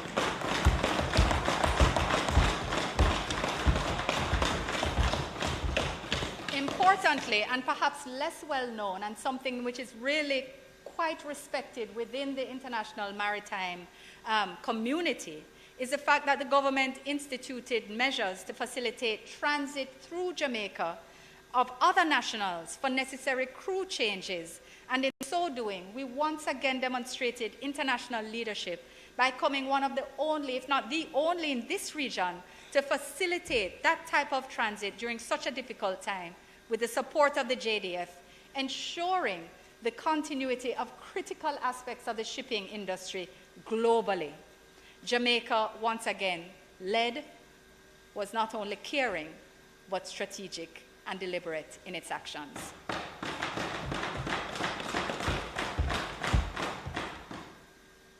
Mr. President, perhaps at a different level, from time to time, the ministry has facilitated the repatriation of scores of fishermen rescued at sea or who found themselves in situations of distress in other countries in the region. Attending to the urgent needs of Jamaican fishermen in distress situations overseas has been one of our major consular activities over the last several years in particular. In this regard, there have been several different cases involving Jamaicans rescued at sea. You'll recall, Mr. President, the 28 fishermen that we brought home when their boat exploded off the coast of Colombia, and they were rescued by the Colombian National Guard. And there have been others who have been detained for fishing illegally, and others held in other criminal activities and in need of assistance, including repatriation from countries such as Colombia, Cuba, Dominican Republic, Mexico, Nicaragua, and Honduras. Close to 150 nationals have been repatriated in these circumstances in recent years. Mr. President, assistance provided by the ministry under the lines, never reaching the headlines, and a part of the very, very difficult and emotionally draining aspects of the work, ranges from providing medical attention, providing emergency accommodation, contacting family members to inform of whereabouts, sometimes in circumstances where there may be even uncertainty of the desire to have such communication made, and that even that process can be difficult as well. Providing travel documents, providing identification processes, and ultimately repatriation. Mr. President, there is now an active case involving 34 Jamaicans located in San Andres, Colombia, who were believed to be fishing illegally. There are 8 other persons on the vessels who are non-nationals of Jamaica, but who are claiming relationships to persons in Jamaica who are also on the same vessel.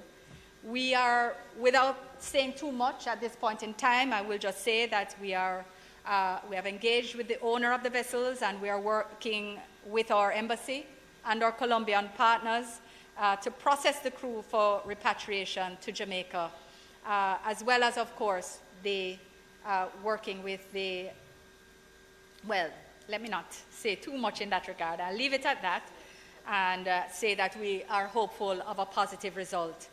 But I want to take this opportunity to bring to attention the need for boat owners, for boat operators, for fishermen and women alike, to recognize that times have changed and countries have changed their laws.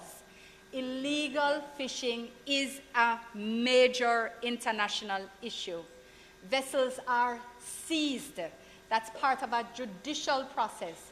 Crew is liable to be imprisoned. Again, a judicial process. They are not political processes in which governments can engage and on friendship. If a decision is taken to commence that process, it becomes very difficult. I want to call on our boat owners and operators and the captains of these vessels to fish responsibly in our waters.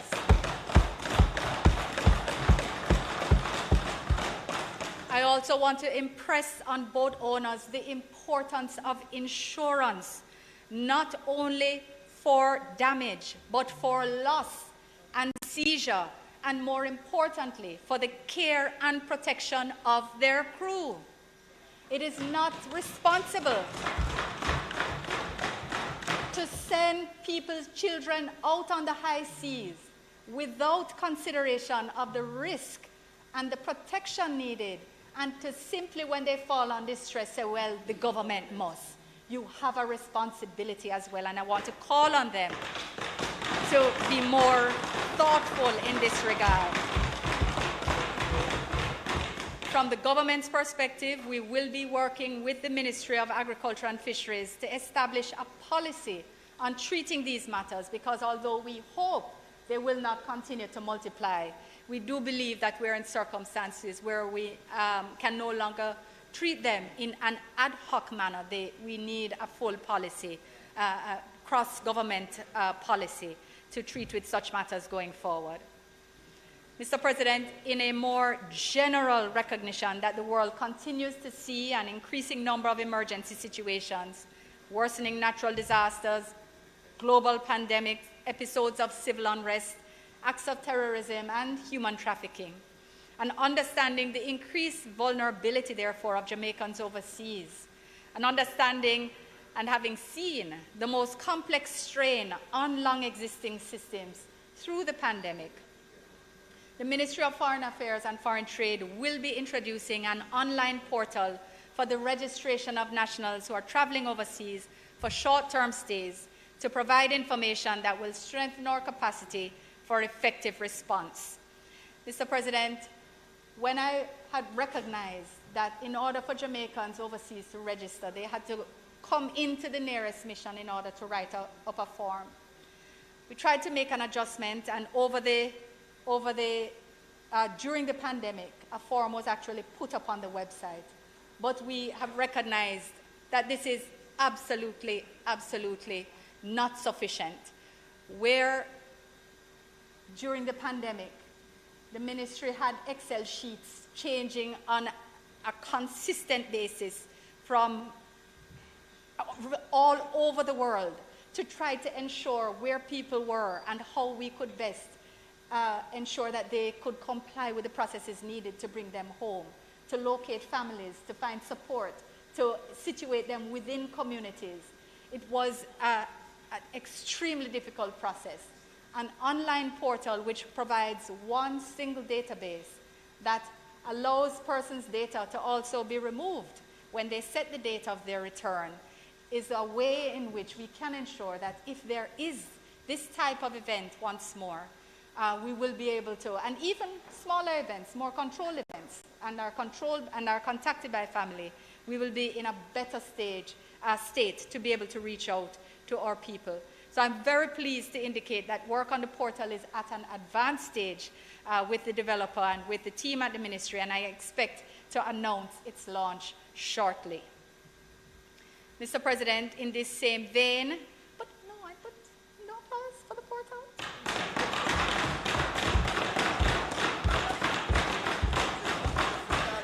Guys, sorry, I would feel like it was not, it's so important.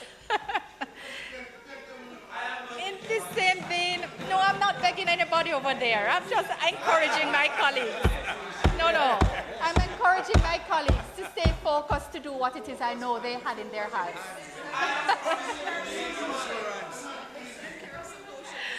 But Mr. President, in this same vein,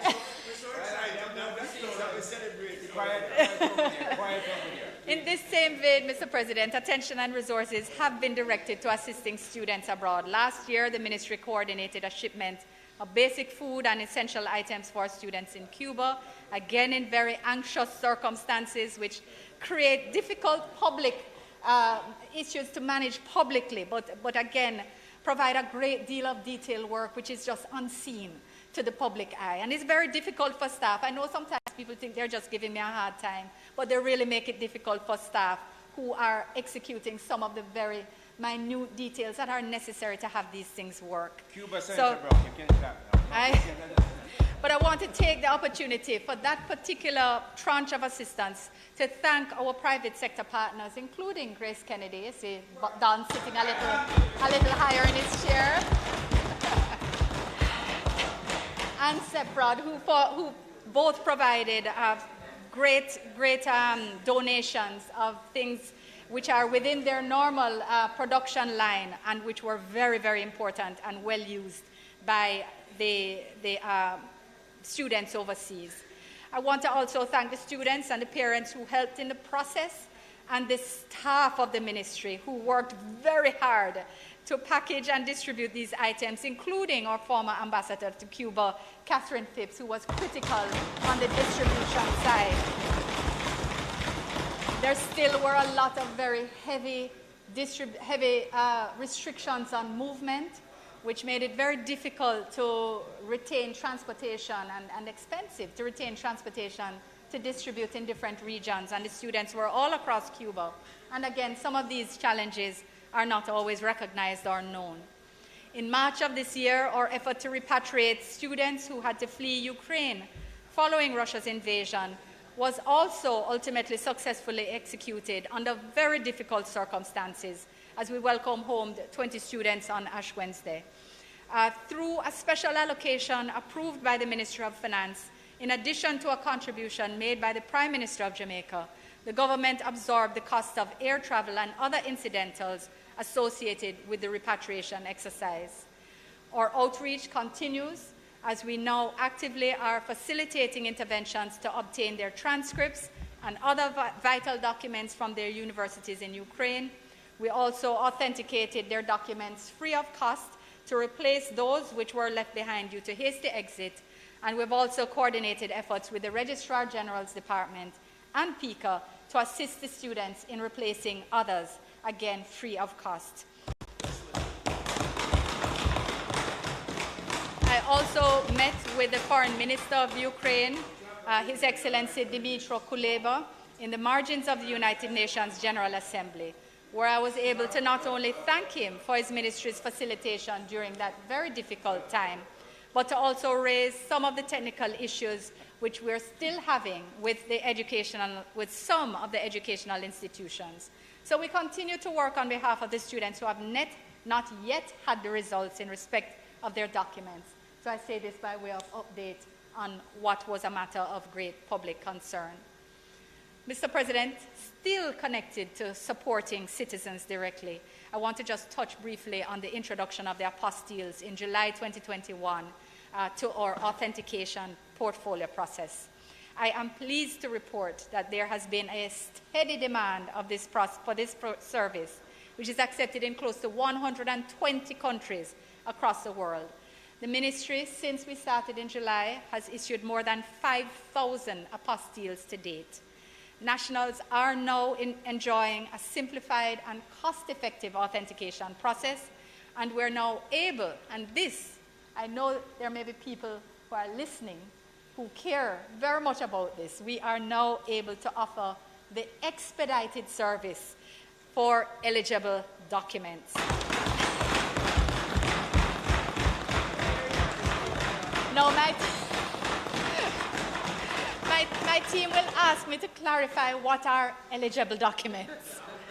So if your document still requires verification by the Ministry of Education or by the Ministry of Justice, if your document has been signed by a person who is not on our recognized register and therefore has to be checked before it comes back, we cannot turn that around in 24 hours. That will not be an eligible document. But where you have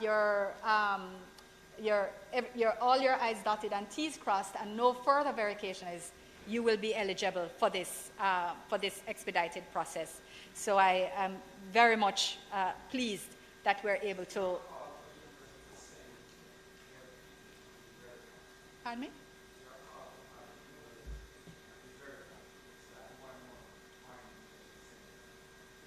No, it's a process that happens. The updating of the register, it happens organically as things come in, they are updated.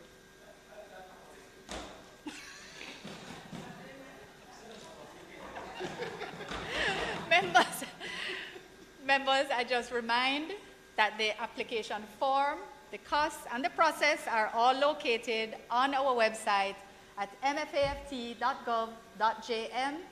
You don't need to email me to ask about the apostille process. It is on the website, so access to everyone in our inclusive approach to these matters.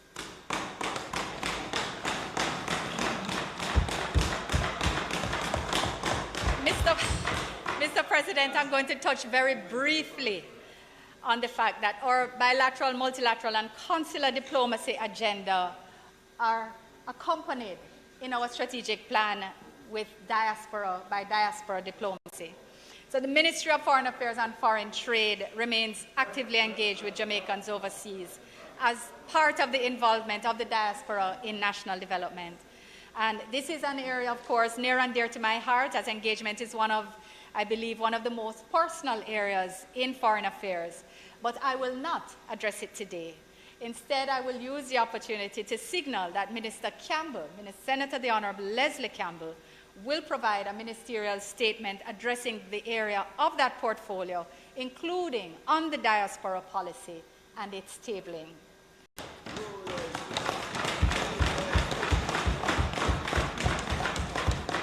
I want to thank Mr. Campbell Minister Campbell, for taking the policy baton on this matter, to taking us to this last stage of adoption. And although some of the work will have been done before his assumption of the portfolio, his command of the area will undoubtedly provide for a scintillating and expansive ministerial statement on diaspora affairs.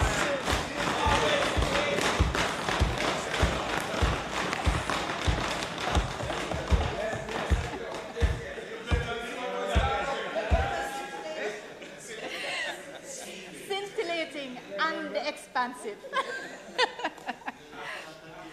Mr. President, the final area of the ministry's work which I wish to highlight, just a few aspects, it's difficult to go beyond, is foreign trade.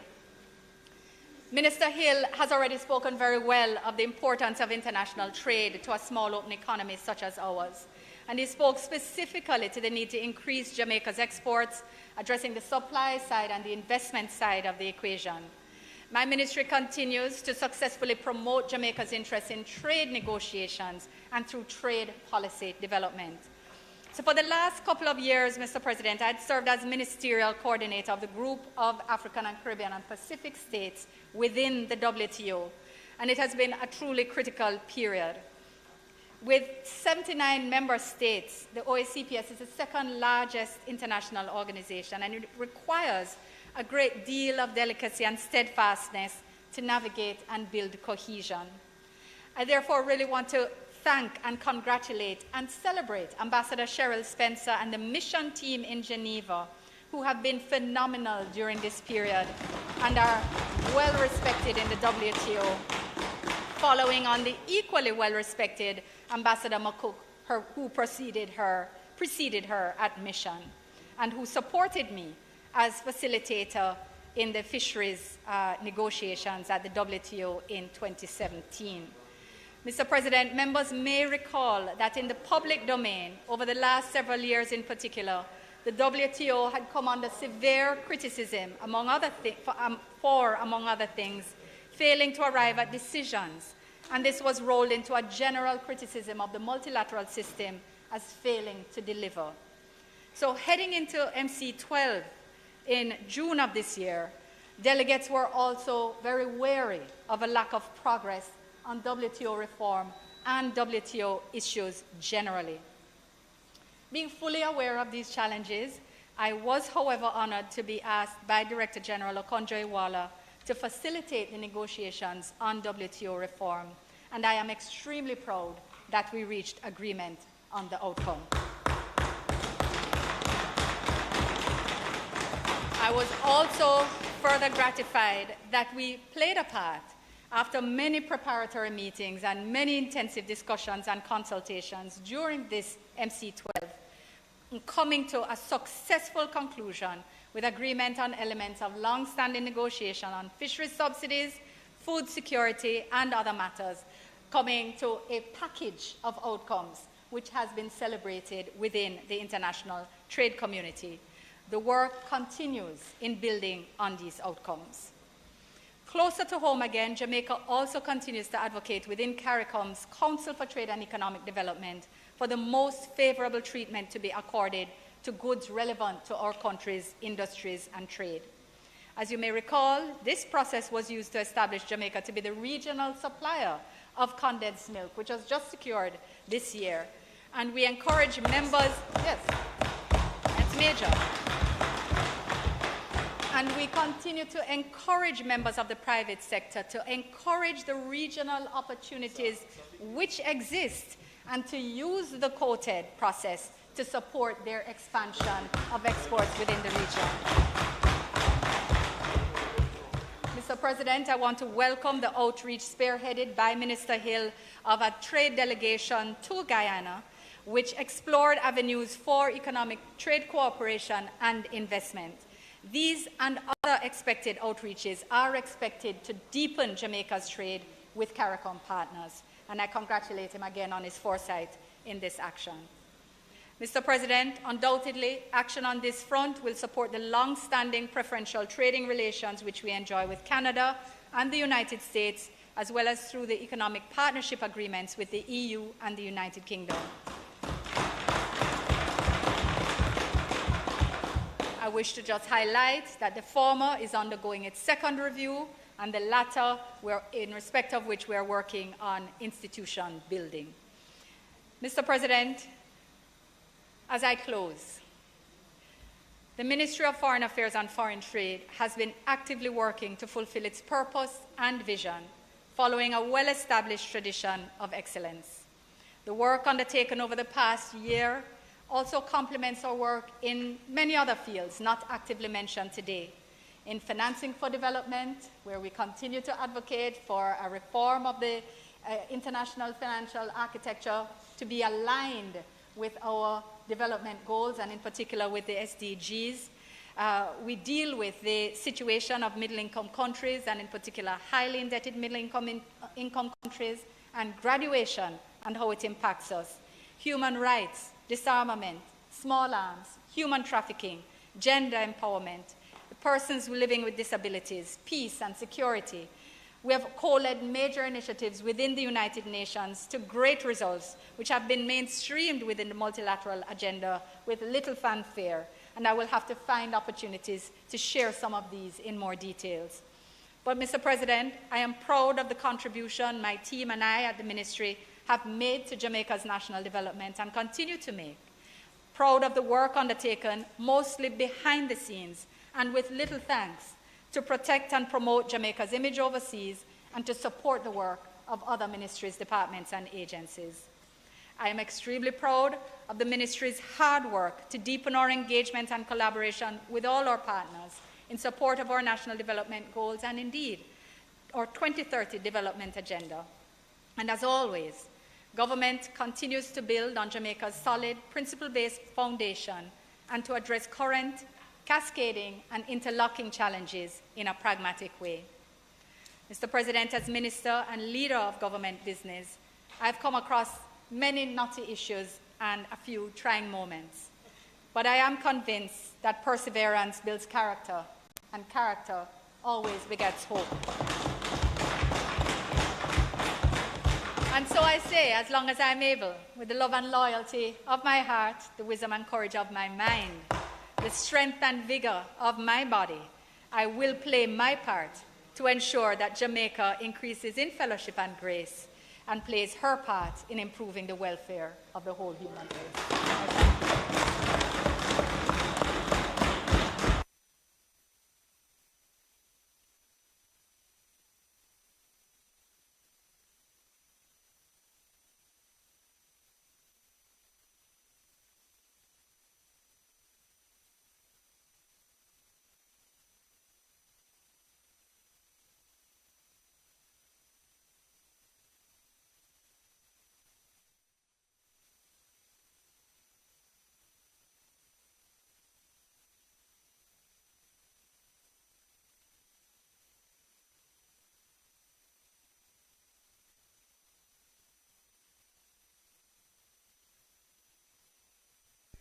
Thank you very much, Minister.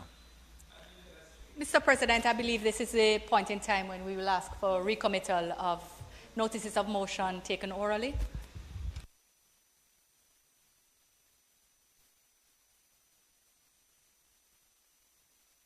I just ask you to acknowledge the staff of the...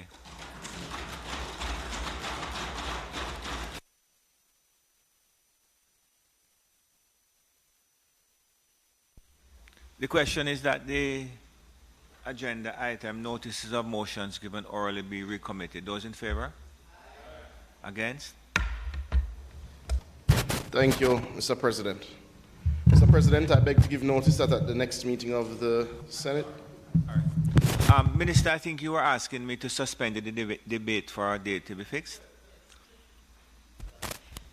Mr. President, with your leave, could the debate of the State of the Nation debate be suspended for a date to be fixed? Members would have heard the question. Those in favor? Okay. Minister, you can continue now. Minister Samuda. Thank you, Mr. President, and apologies for earlier confusion. Mr. President, I beg to give notice that at a meeting of the House, at the next meeting of the Senate, rather, I will move the following motion.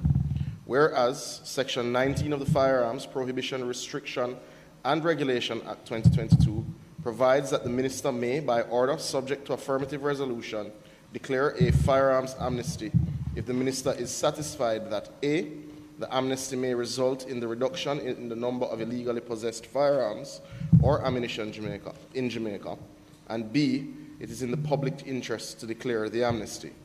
And whereas on the first day of November 2022, the Minister made the Firearms Prohibition, Restriction and Regulation Firearms Amnesty, October 2022, now therefore be resolved by this Honourable House as follows.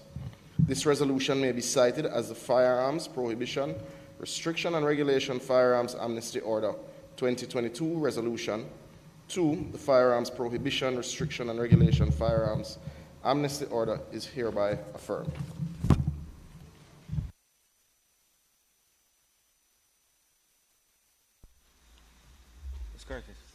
Mr. President, I further beg to give notice that at a later stage today I will move for the suspension of the standing orders to enable me to take this motion. Thank you, Minister. So you will do that at public business, which is now. Go ahead. Thank you, Mr. President.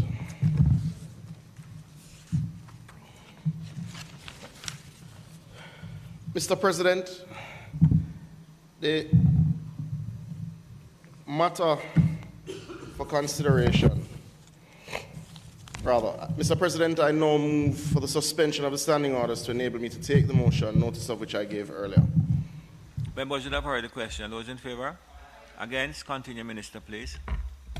Mr. President, the matter for consideration before this Honourable Senate this afternoon is the Firearms Prohibition, Restriction and Regulation Firearms Amnesty Order 2022 and Resolution.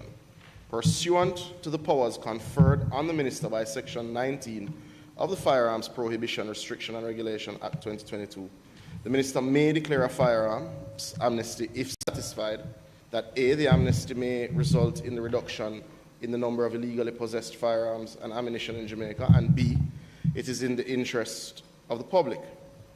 Mr. President, the Firearms Prohibition, Restriction and Regulation Act was gazetted on October 13th, 2022, and by way of order dated November 1, 2022, the Act is now in force, and save for Part 7, all sections of the Act are in operation. In this regard, the penalty regime associated with prohibited firearms, that is, those for which no firearm authorization has been granted, is in full effect. This Honourable Senate will recall that the penalty for breach of offences under part of the Act dealing with prohibited regime are particularly punitive, ranging from mandatory term of imprisonment of 15 years to life imprisonment. When we had conducted the debate in the Firearms Bill in September, the intention was signalled to declare a firearms amnesty as soon as the Act was brought into operation.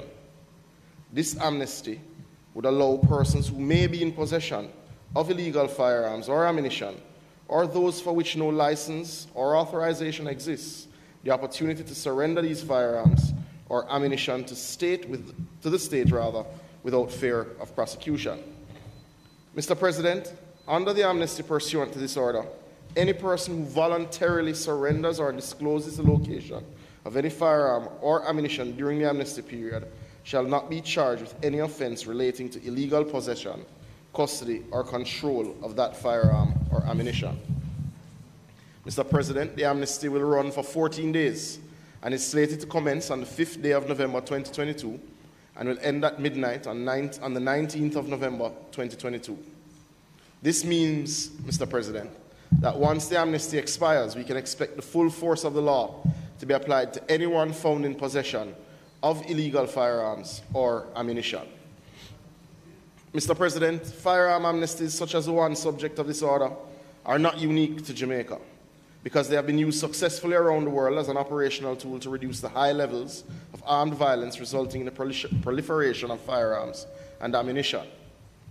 For the last 25 years, Mr. President, Jamaica has recorded on average 1,270 murders annually, the vast majority being committed with illegal firearms.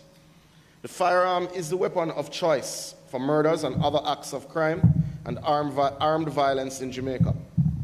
The proliferation of illegal firearms continues to hinder national growth and advancement and has become the biggest threat to citizens' peace and security.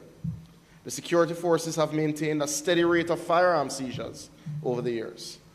Since 2018, the security forces have taken more than 3,200 illegal firearms from the streets and in excess of 53,000 rounds of ammunition. Each year, they have seized upwards of 625 firearms. In fact, as at October 31st, 2022, a total of 652 firearms have been seized. This represents an increase of 11% over the 585 recorded for a similar period in 2021. Mr. President, I want to emphasize that the aim of this measure is not to reveal the identities of persons who comply with the amnesty. The amnesty is also intended to provide an opportunity for license holders who are in possession of expired authorizations to surrender their weapons to the authority. The conditions for the surrender of firearms or ammunition are outlined in the order. Firearms or ammunition may be surrendered to any sub-officer or senior sub-officer on duty at any police station, any designated officer at any FLA location, or to an attorney at law on behalf of an individual seeking the amnesty for the attorney to deliver the firearm or ammunition to the nearest police station.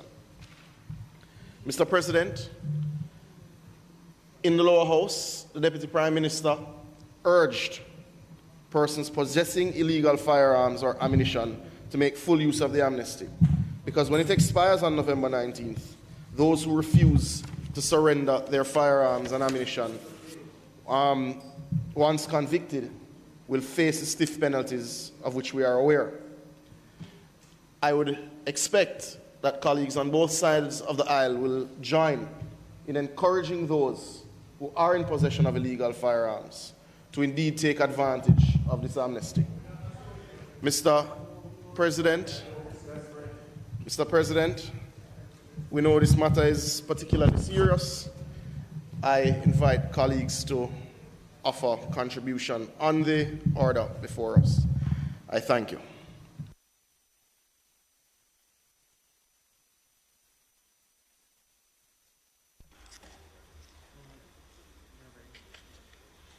Thank you, Minister. Thank you, Minister Samuda. Senator Bunting. Thank you, Mr. President.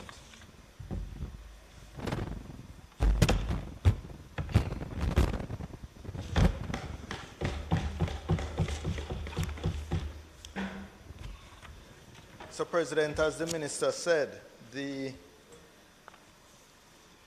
order is based on the Minister of National Security being satisfied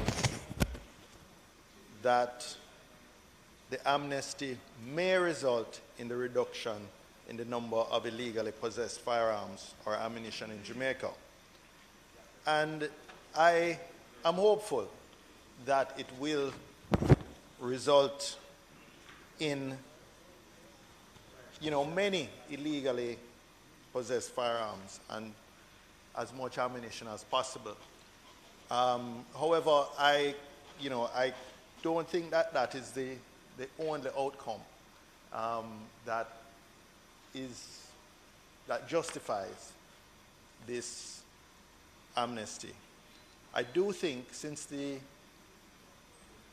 Firearms Act has been overhauled substantially and many things have changed, not just for persons with illegal firearms, but also those persons who have authorizations or who have had authorizations in the past from the FLA, be given an opportunity to make things right, so to speak.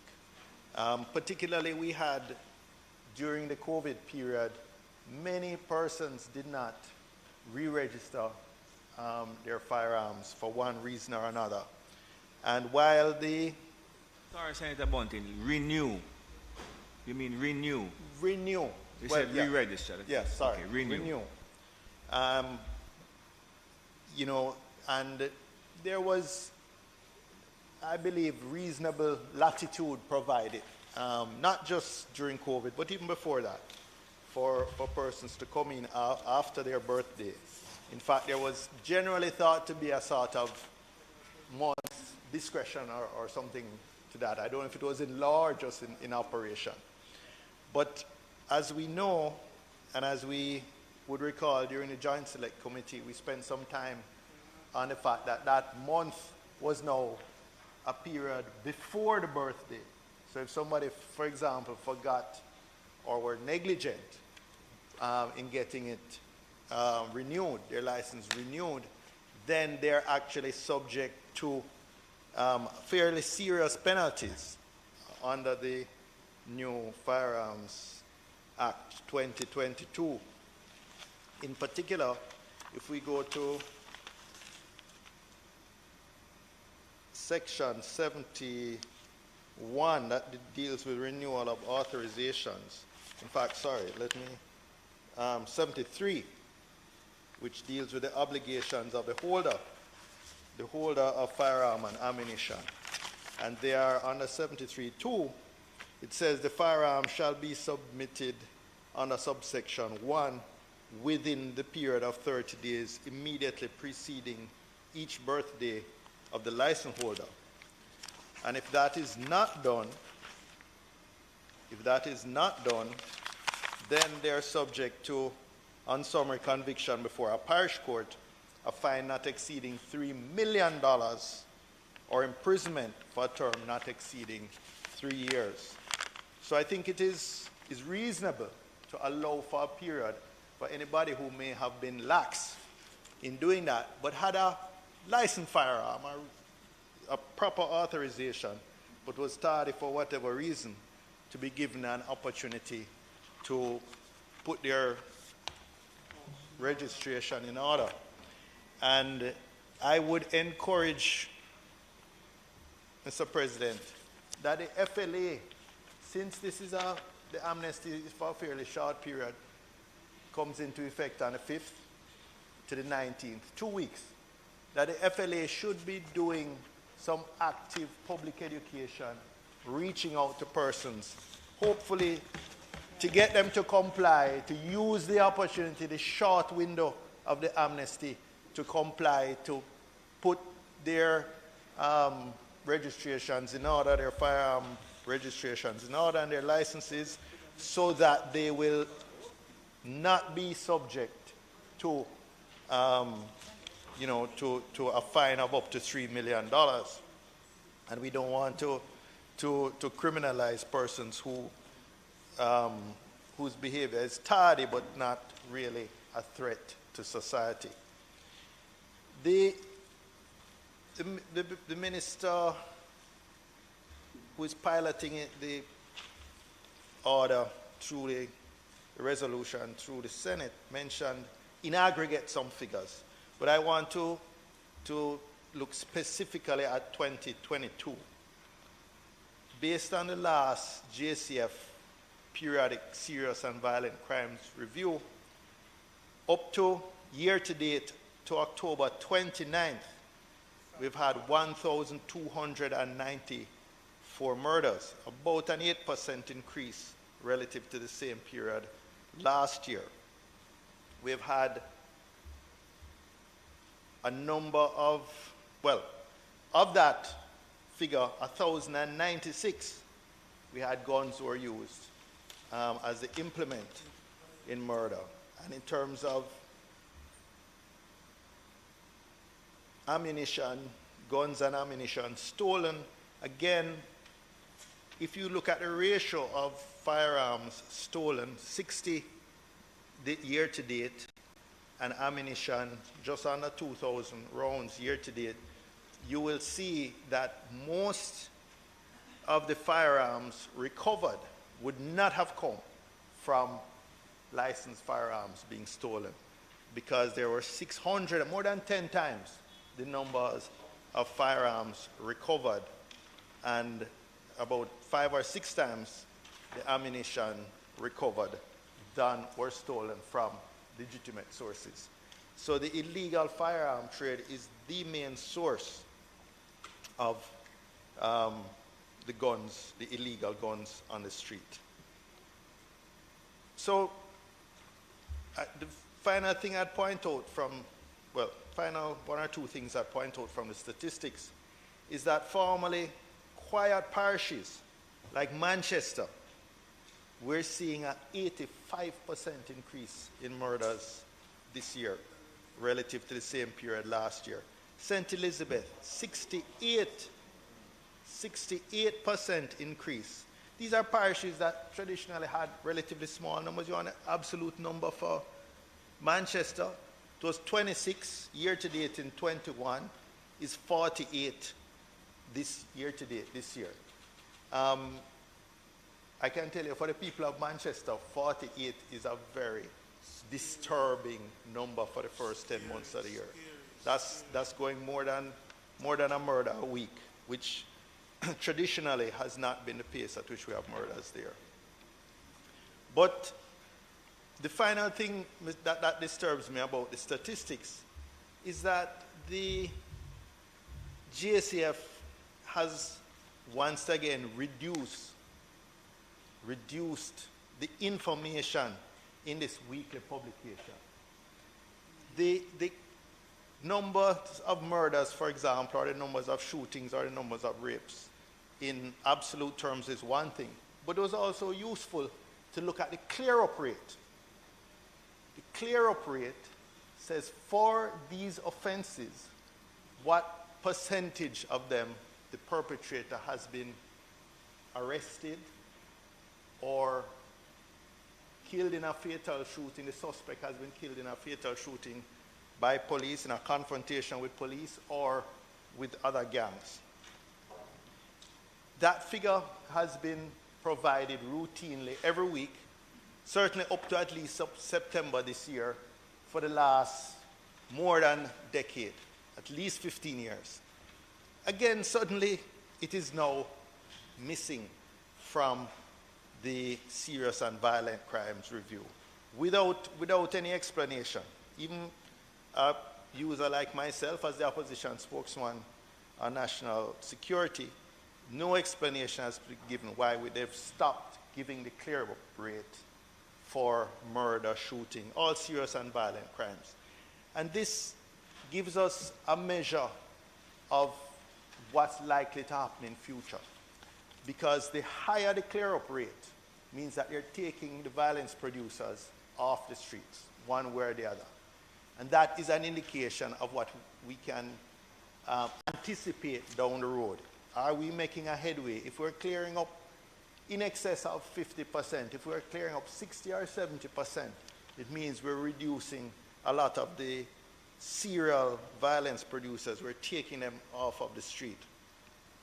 But we are now left to speculate as to why, again, the information is not being shared with the public and legitimate stakeholders so that the performance of the JCF in this area can be assessed. I am recommending that it be reinstated, and so that public, analysts, academics can be better informed and better able to judge the performance, not just of the JCF, but also of the government. Now, earlier this week, Minister Chang made a public statement, or made a statement saying that the public should expect an increase in police fatal shootings. I thought that was unfortunate. We have been seeing an increase in police fatal shootings over the last 2 or 3 years. And it really goes against a positive trend that we've seen since 2012 or 2013. Minister says that as the police improve their capacity and intelligence gathering, they'll end up in more confrontations with criminals. But, Mr. President, I would disagree. On the contrary, the better intelligence and the better operational planning would result in less fatalities from these operations. In fact, this is a point that INDICOM has made consistently over the years. Good operational planning results in reduced fatalities, whether of criminals, of the police themselves, or even innocent bystanders. So I would caution the minister. I know he's under pressure. I know Minister Bartlett is praying for him. I understand more than most the pressure that he's under.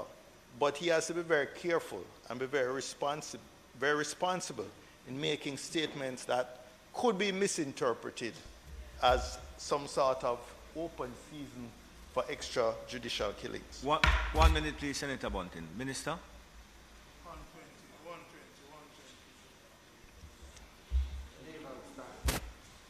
120. Mr. President, the time being 1:18. 120 somewhere. Time being 1:18. Might the Senate be permitted to sit beyond 1:30 to complete the business of the day? Thank you, Minister. Members would have heard the question. Favor? Thank you, Minister Bunting. You, Ms. Senator Bunting.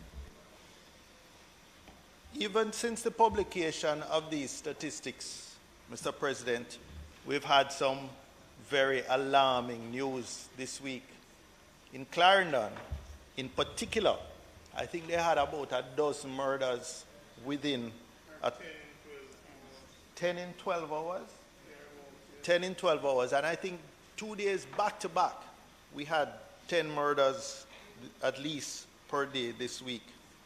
We also saw a story about gang warfare originating in St. James, creating mayhem in Lauderhill, Florida.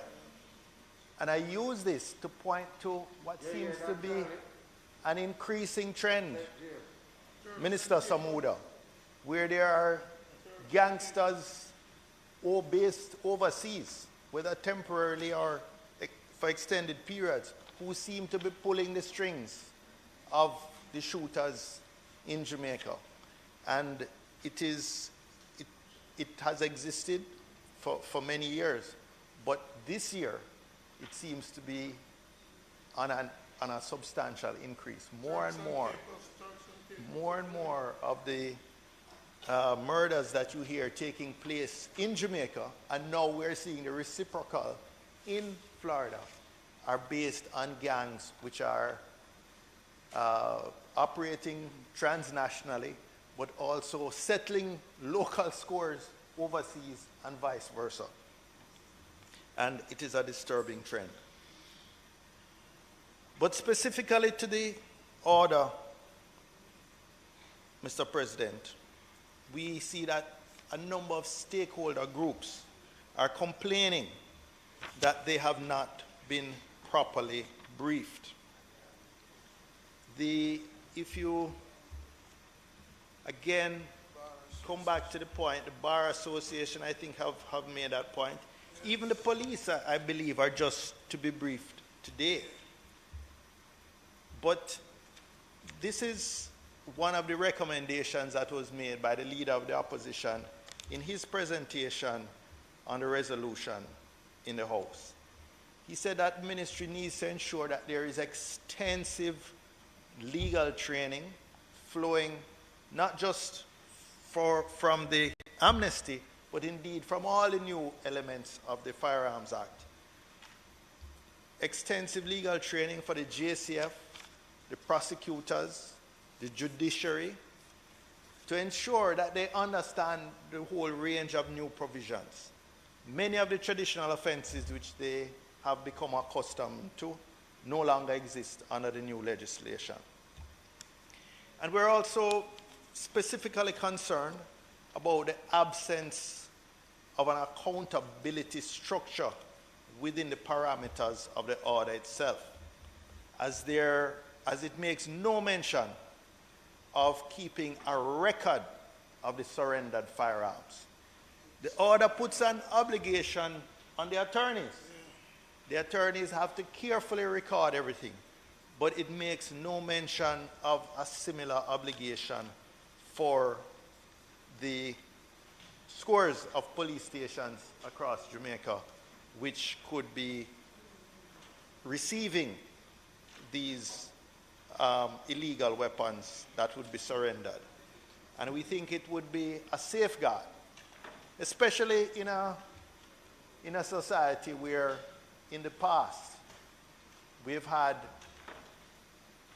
many allegations and some beyond allegations, some proof where firearms were planted at crime scenes by members of the security forces. So we don't want a number of firearms to be surrendered to some remote outstations and there is no proper accounting for it.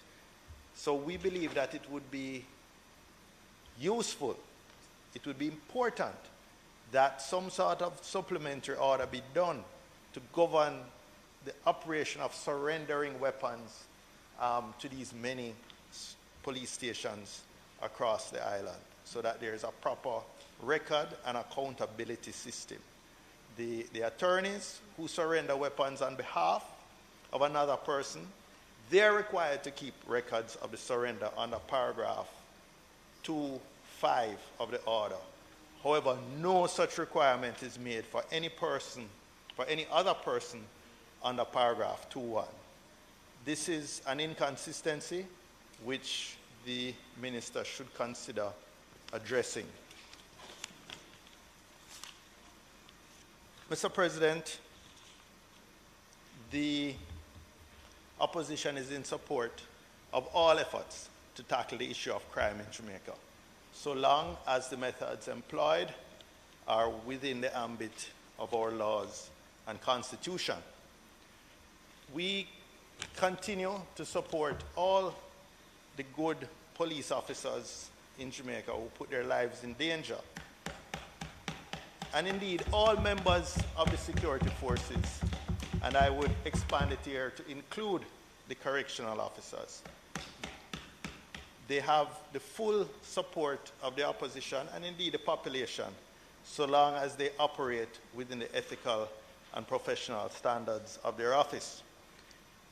In closing, I would say there's one concern while we're doing these administrative things. My understanding is that the 6 billion or so capital budget, and I'm going from my recollection, for the 22-23 budget year, and we're now almost halfway through the third quarter of the financial year. But I understand only about 17% of that capital budget has been expended to date in the Ministry of National Security. Now, at a time when the society is under such pressure and the police are under such pressure to respond, I think to be, halfway through the third quarter of the fiscal year, while only expending about a sixth of the budget, suggests that we're behind. Something needs to be done there to ensure that another year we're not sending back tons of money from the Ministry of National Security to the Ministry of Finance, when the need on the ground, in the communities, in the divisions, are so great. And so maybe this is why I'm hearing rumors, Mr. President, that there may be an appointment of a retired senior army officer shortly taking up a senior administrative role at the ministry. But we will soon know whether it's rumor or whether it is news. With those few words, Mr. President, may it please you.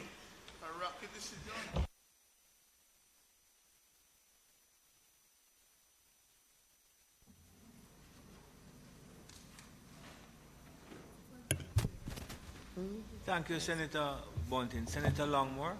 Thank you, Mr. President.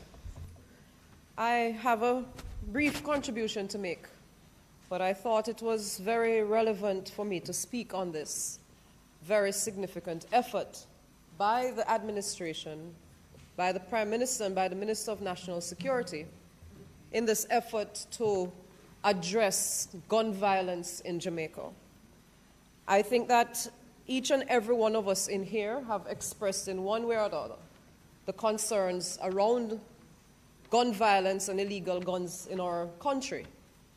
And I could not make it pass as the effort to move away from the more drastic, draconian, and punitive approach that we are all ingrained in is being delayed, so to speak, to allow for an opportunity for members of the public to surrender willingly these weapons of destruction to our people and our country.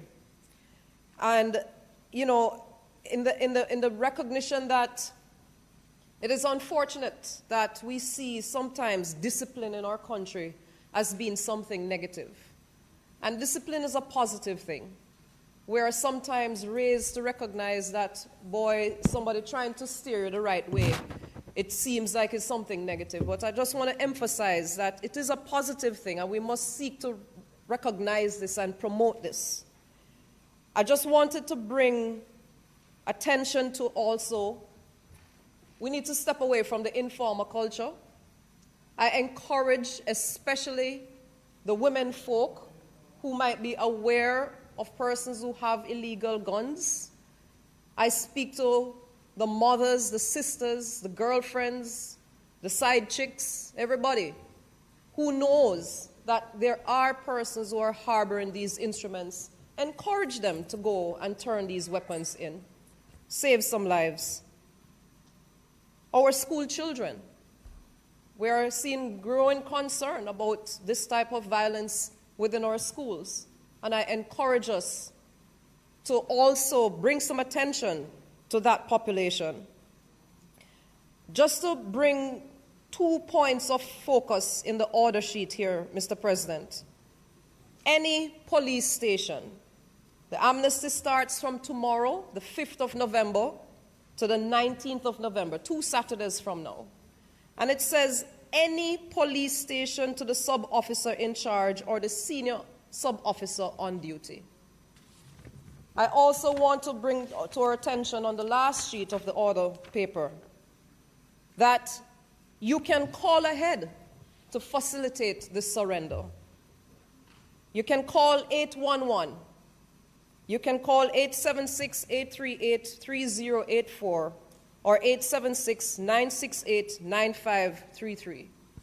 I bring attention to these numbers, Mr. President, as I encourage, and I think all of us in this chamber encourage Jamaicans to take advantage of this opportunity to turn over these weapons, to try and start a new phase in your own lives as we seek to bring a new phase for Jamaica. I thank you, Mr. President. Thank you, Senator Longmore, for that very timely intervention. Minister? Oh, I'm sorry. Senator Brown? Thank you, President. President, last week in my State of the Nation address, I called attention to the firearm legislation. I asked about the amnesty. I indicated that the government had announced 18 months ago the new bill, and that the new bill was to have taken effect by March of 2021. I quoted from the pledge like the minister did today, so we are at 1 and some things. And I wish you had given the chance to extend her time for the over hour that she spoke. Mr. President,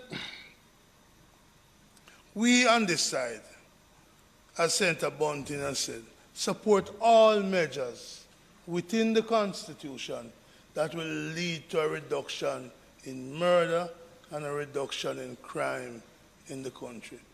We note, for example, that Senator Samola usually says, but some crimes are down. Well, we note that robbery is up. We know that murder is up. And these affect people directly in their face and have led to the fear and the trepidation of which I spoke last week. Mr. President, I also said last week that if we should listen to what the minister said about the number of illegal firearms coming into Jamaica, 200 per month, that's 7,200 for the 3 years since he cited those figures. Essentially, as I said last week, only 3 out of 10, every 10 of those firearms are recovered. Will this amnesty lead to an increase in recovery rate? I hope it does. But the absence of the public education leading up to this amnesty, and I thank Senator Langmore for trying to do a little of the public education a while ago. I thank you for that. But the reality is the government has really failed to lay the wicket and to prepare the country for this. I understand the rush. After all, I raised the issues last week. It's a month plus since we passed the law. So the government ought to be prepared with the public education, which was promised, Senator Samuda. And that has been a failing of the government. I wish the amnesty success. But Senator Webby, those of us like me in the trade union and you in business know that it's important to have key performance indicators, so we know whether we're going in the right direction or not. And so I'd like to ask the government, given that the minister is satisfied that a firearm amnesty may result in a reduction in the number of illegal possessed firearms, I'd like to get a sense from the government, if you can speak to it, Senator Samuel, as to how many guns you expect to receive from this amnesty. Let me say again, we support any measure, including the amnesty, that will reduce things. But how will I be able to celebrate with you and the nation success of this amnesty if we don't know how many guns you expect to get in? So if you're getting 5 out of the 7,200, is that a success? If you're getting 10%, 700, I'd love to applaud you. But the country needs to know with this amnesty, since the minister is satisfied that it will lead to a reduction, how many guns you expect to receive from this amnesty? I believe, Senator Bunting, you spoke about the international link. We heard about the Yardies and the passes, but not just in Florida, but recently in Turks and Caicos. There's complaint by the governor about Jamaica influencing the crime situation there. It's terrible. The issue for me is, what are our expectations? If a company board of directors was taking a decision on a matter like this, the data, Senator Webby, and which you and I agree, would be so critical. So tell me you don't know, and you operate on the basis of hope. And I will then quote Mr. Seaga, hope is not a strategy. So what from this tactical decision of the amnesty will we be able to mark success? So I ask, how many guns do you expect? Turks and Caicos had an amnesty, I believe, recently. They got in 0, Senator Samuda. I hope we get in more than 0, plenty more than 0, because I want it to work. President, we're sitting here in this chamber today. I read during the week that in Trinidad and Tobago, school children were scampering from gunshot being fired in the precincts of the school. And I hope that we would never get into that. But I saw a story that this morning, not far from here where we're sitting in the parliament, school children at Alpha had to be scampered because criminal gunmen decided to shoot at a motorist. Not far from this parliament. I hope it never come the day when it moves nearer to us. So we have to do something. And if this amnesty helps, so be it. Mr. President, when I spoke last Friday, I didn't know that 3 persons would be killed tonight in New Lincoln. I didn't know that a police officer, Senator Webby, would be shot in front of the largest police station in the nation, in front of Central Police Station. So I want this amnesty to work. But give me the numbers that your intelligence tell you you will get in. Give us so we may celebrate with you.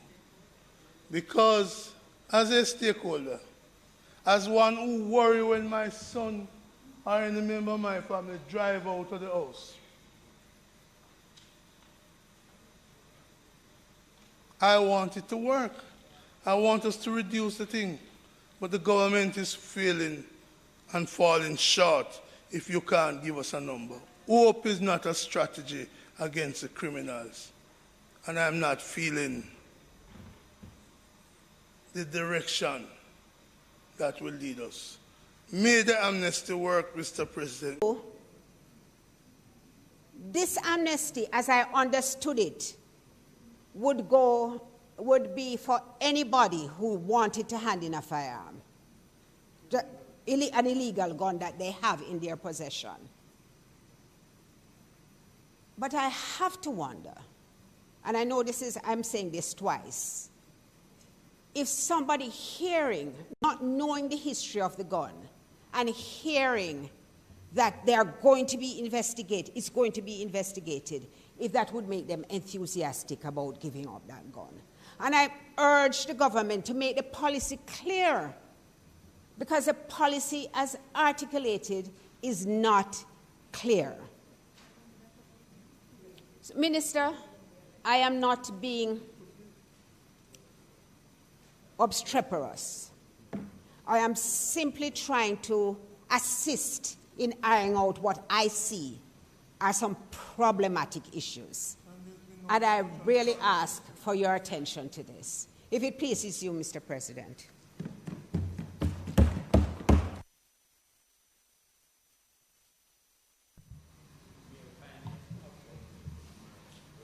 Thank you, Senator Scott Motley. Minister? Sure. Thank you, Mr. President. I think I'll start at one of the smaller points while I wait on the lectern. The issue was brought up, I think, twice about the need for public education. I don't know how many colleagues listen to public radio these days, but certainly I know I've heard ads coming from the FLA. I've seen something published in the daily papers, and I know there's a public education and outreach effort being undertaken by the FLA to ensure that persons are aware of the opportunity that exists. That's one.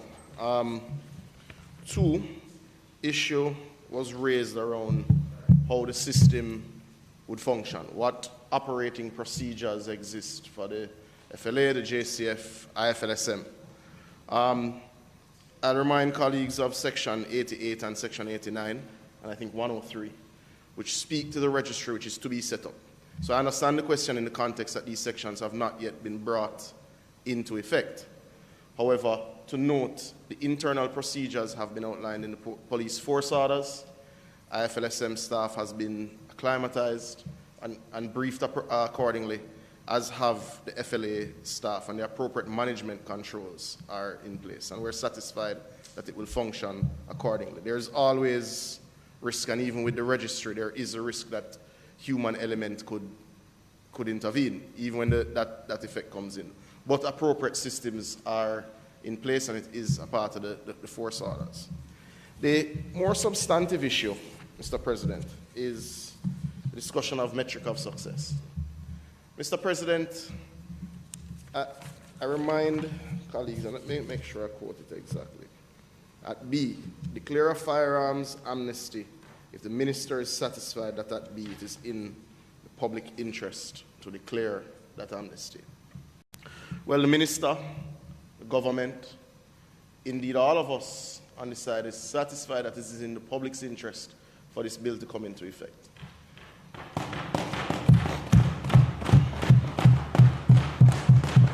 We are satisfied that the punishment must match the crime in the context of the scale of the problem which was spoken about by senators on both sides, that 15 years to life is appropriate for having an illegal gun. Point one. Point two, we are satisfied that it is in the public's interest and it is a success in and of itself that we are giving the opportunity to those who are in possession of such a firearm with the opportunity to turn away from the potential from the criminal offense, especially after the date of November 19th. So, President, it gives the opportunity for families who intervene in the context of mostly, unfortunately, young boys who can now see a route to removing the firearm from their possession. Mr. President, anything that gets a firearm, a dozen firearms, 100 firearms off of the road is absolutely important and is a small win in a very large problem. But the more important point that we would want the country to understand is that this is more about the opportunity for those who do not want to get caught with an illegal firearm after November 20th, the morning of November 20th, to disassociate themselves, to disconnect themselves, and to divest themselves of that weapon. And for that, we stand behind the order here today.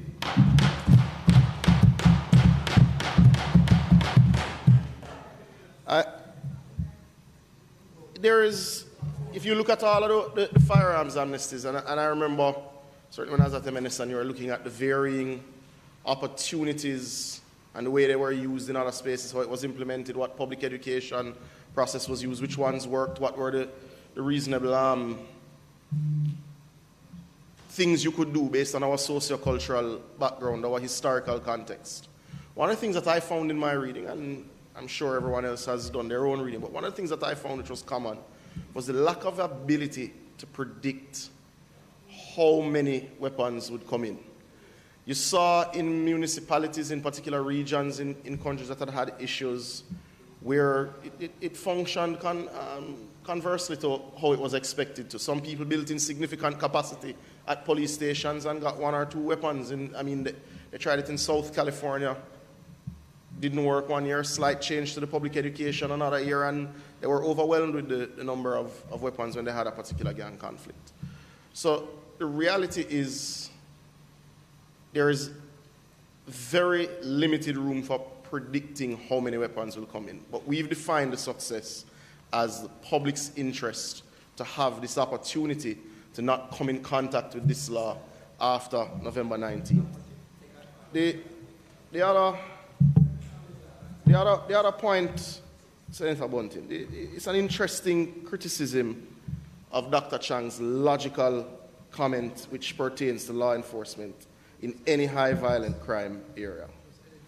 If there is additional intelligence that puts police in natural positions of conflict with highly armed, highly violent criminals, when you have increased training and better trained in many cases police officers, there is likely to have armed conflict. And there is greater likelihood that you will have shootings. No, we don't want any shooting. But the reality is it is a logical comment which was made.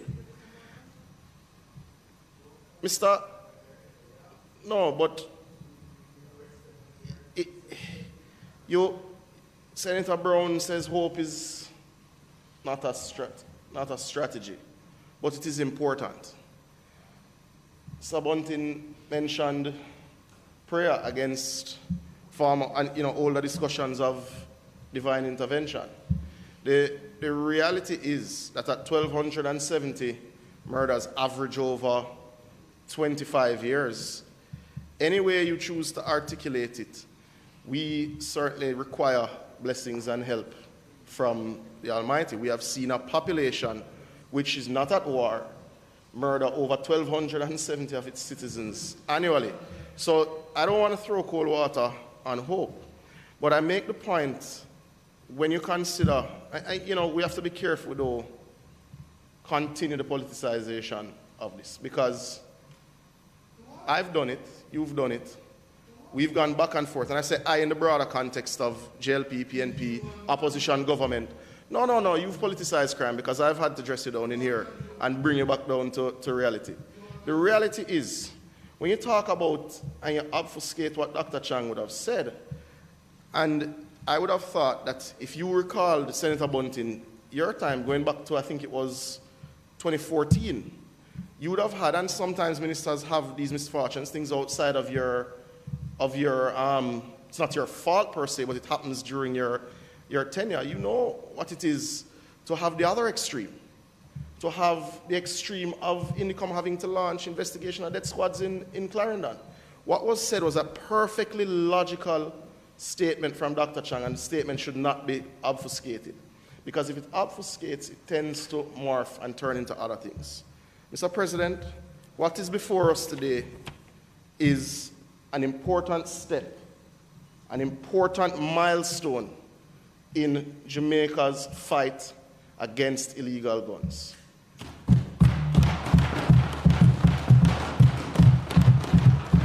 This is the last chance for those who hold or are in possession of illegal firearms to avoid significant sentences. The issue has not been seizures, the issue has not been arrests, the issue has not been convictions, the issue has been length of sentences, Mr. President.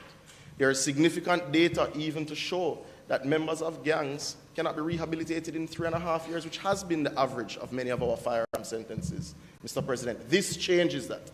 This gives us a fresh start in the war against illegal firearms. It's not a panacea, it's not a silver bullet, it's a part of a suite of investments, a suite of interventions, a suite of legislation which must come together for us to break the back of this scourge. Mr. President, I ask members to support the order before us. I conclude the debate and ask that it be approved. On which one? On the women being on time? Yes, we know, and I agree with her.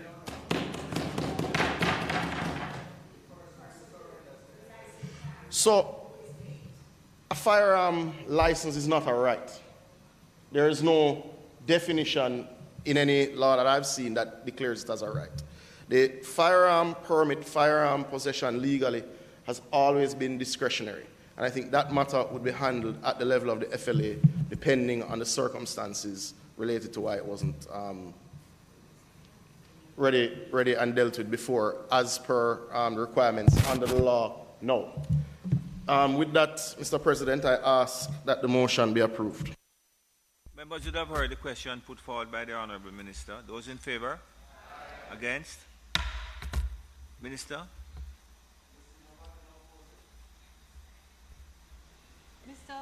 Mr. President, might I ask for recommitment of announcements on the agenda? The question is that the item announcements be recommitted. Those in favour? Against?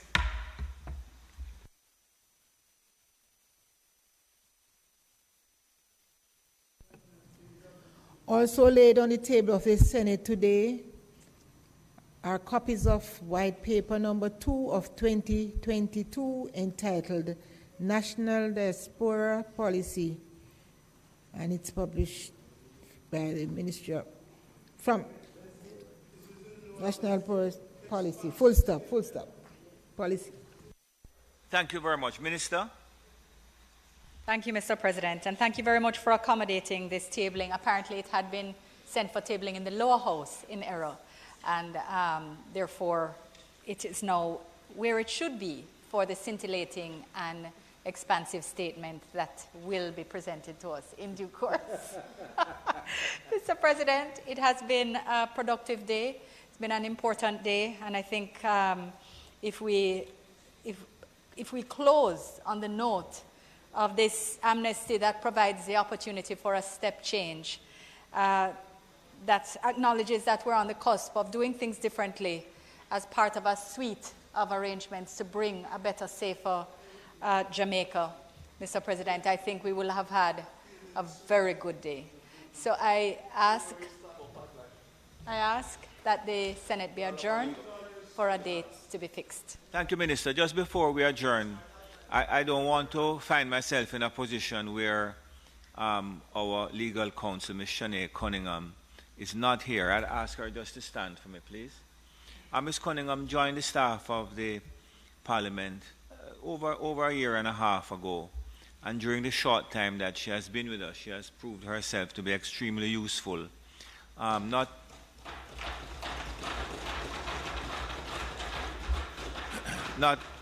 only to the teams, but to individual persons. And she is moving on.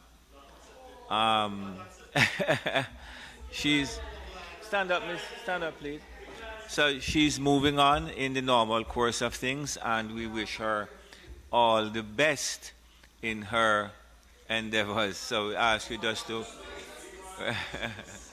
recognize that she may or may not be with us next week, but I just do this out of an abundance. I can assure you where she's going, she's getting much more than doubling her salary. So we wish you all the best, and thank you very much for the service that you have given us.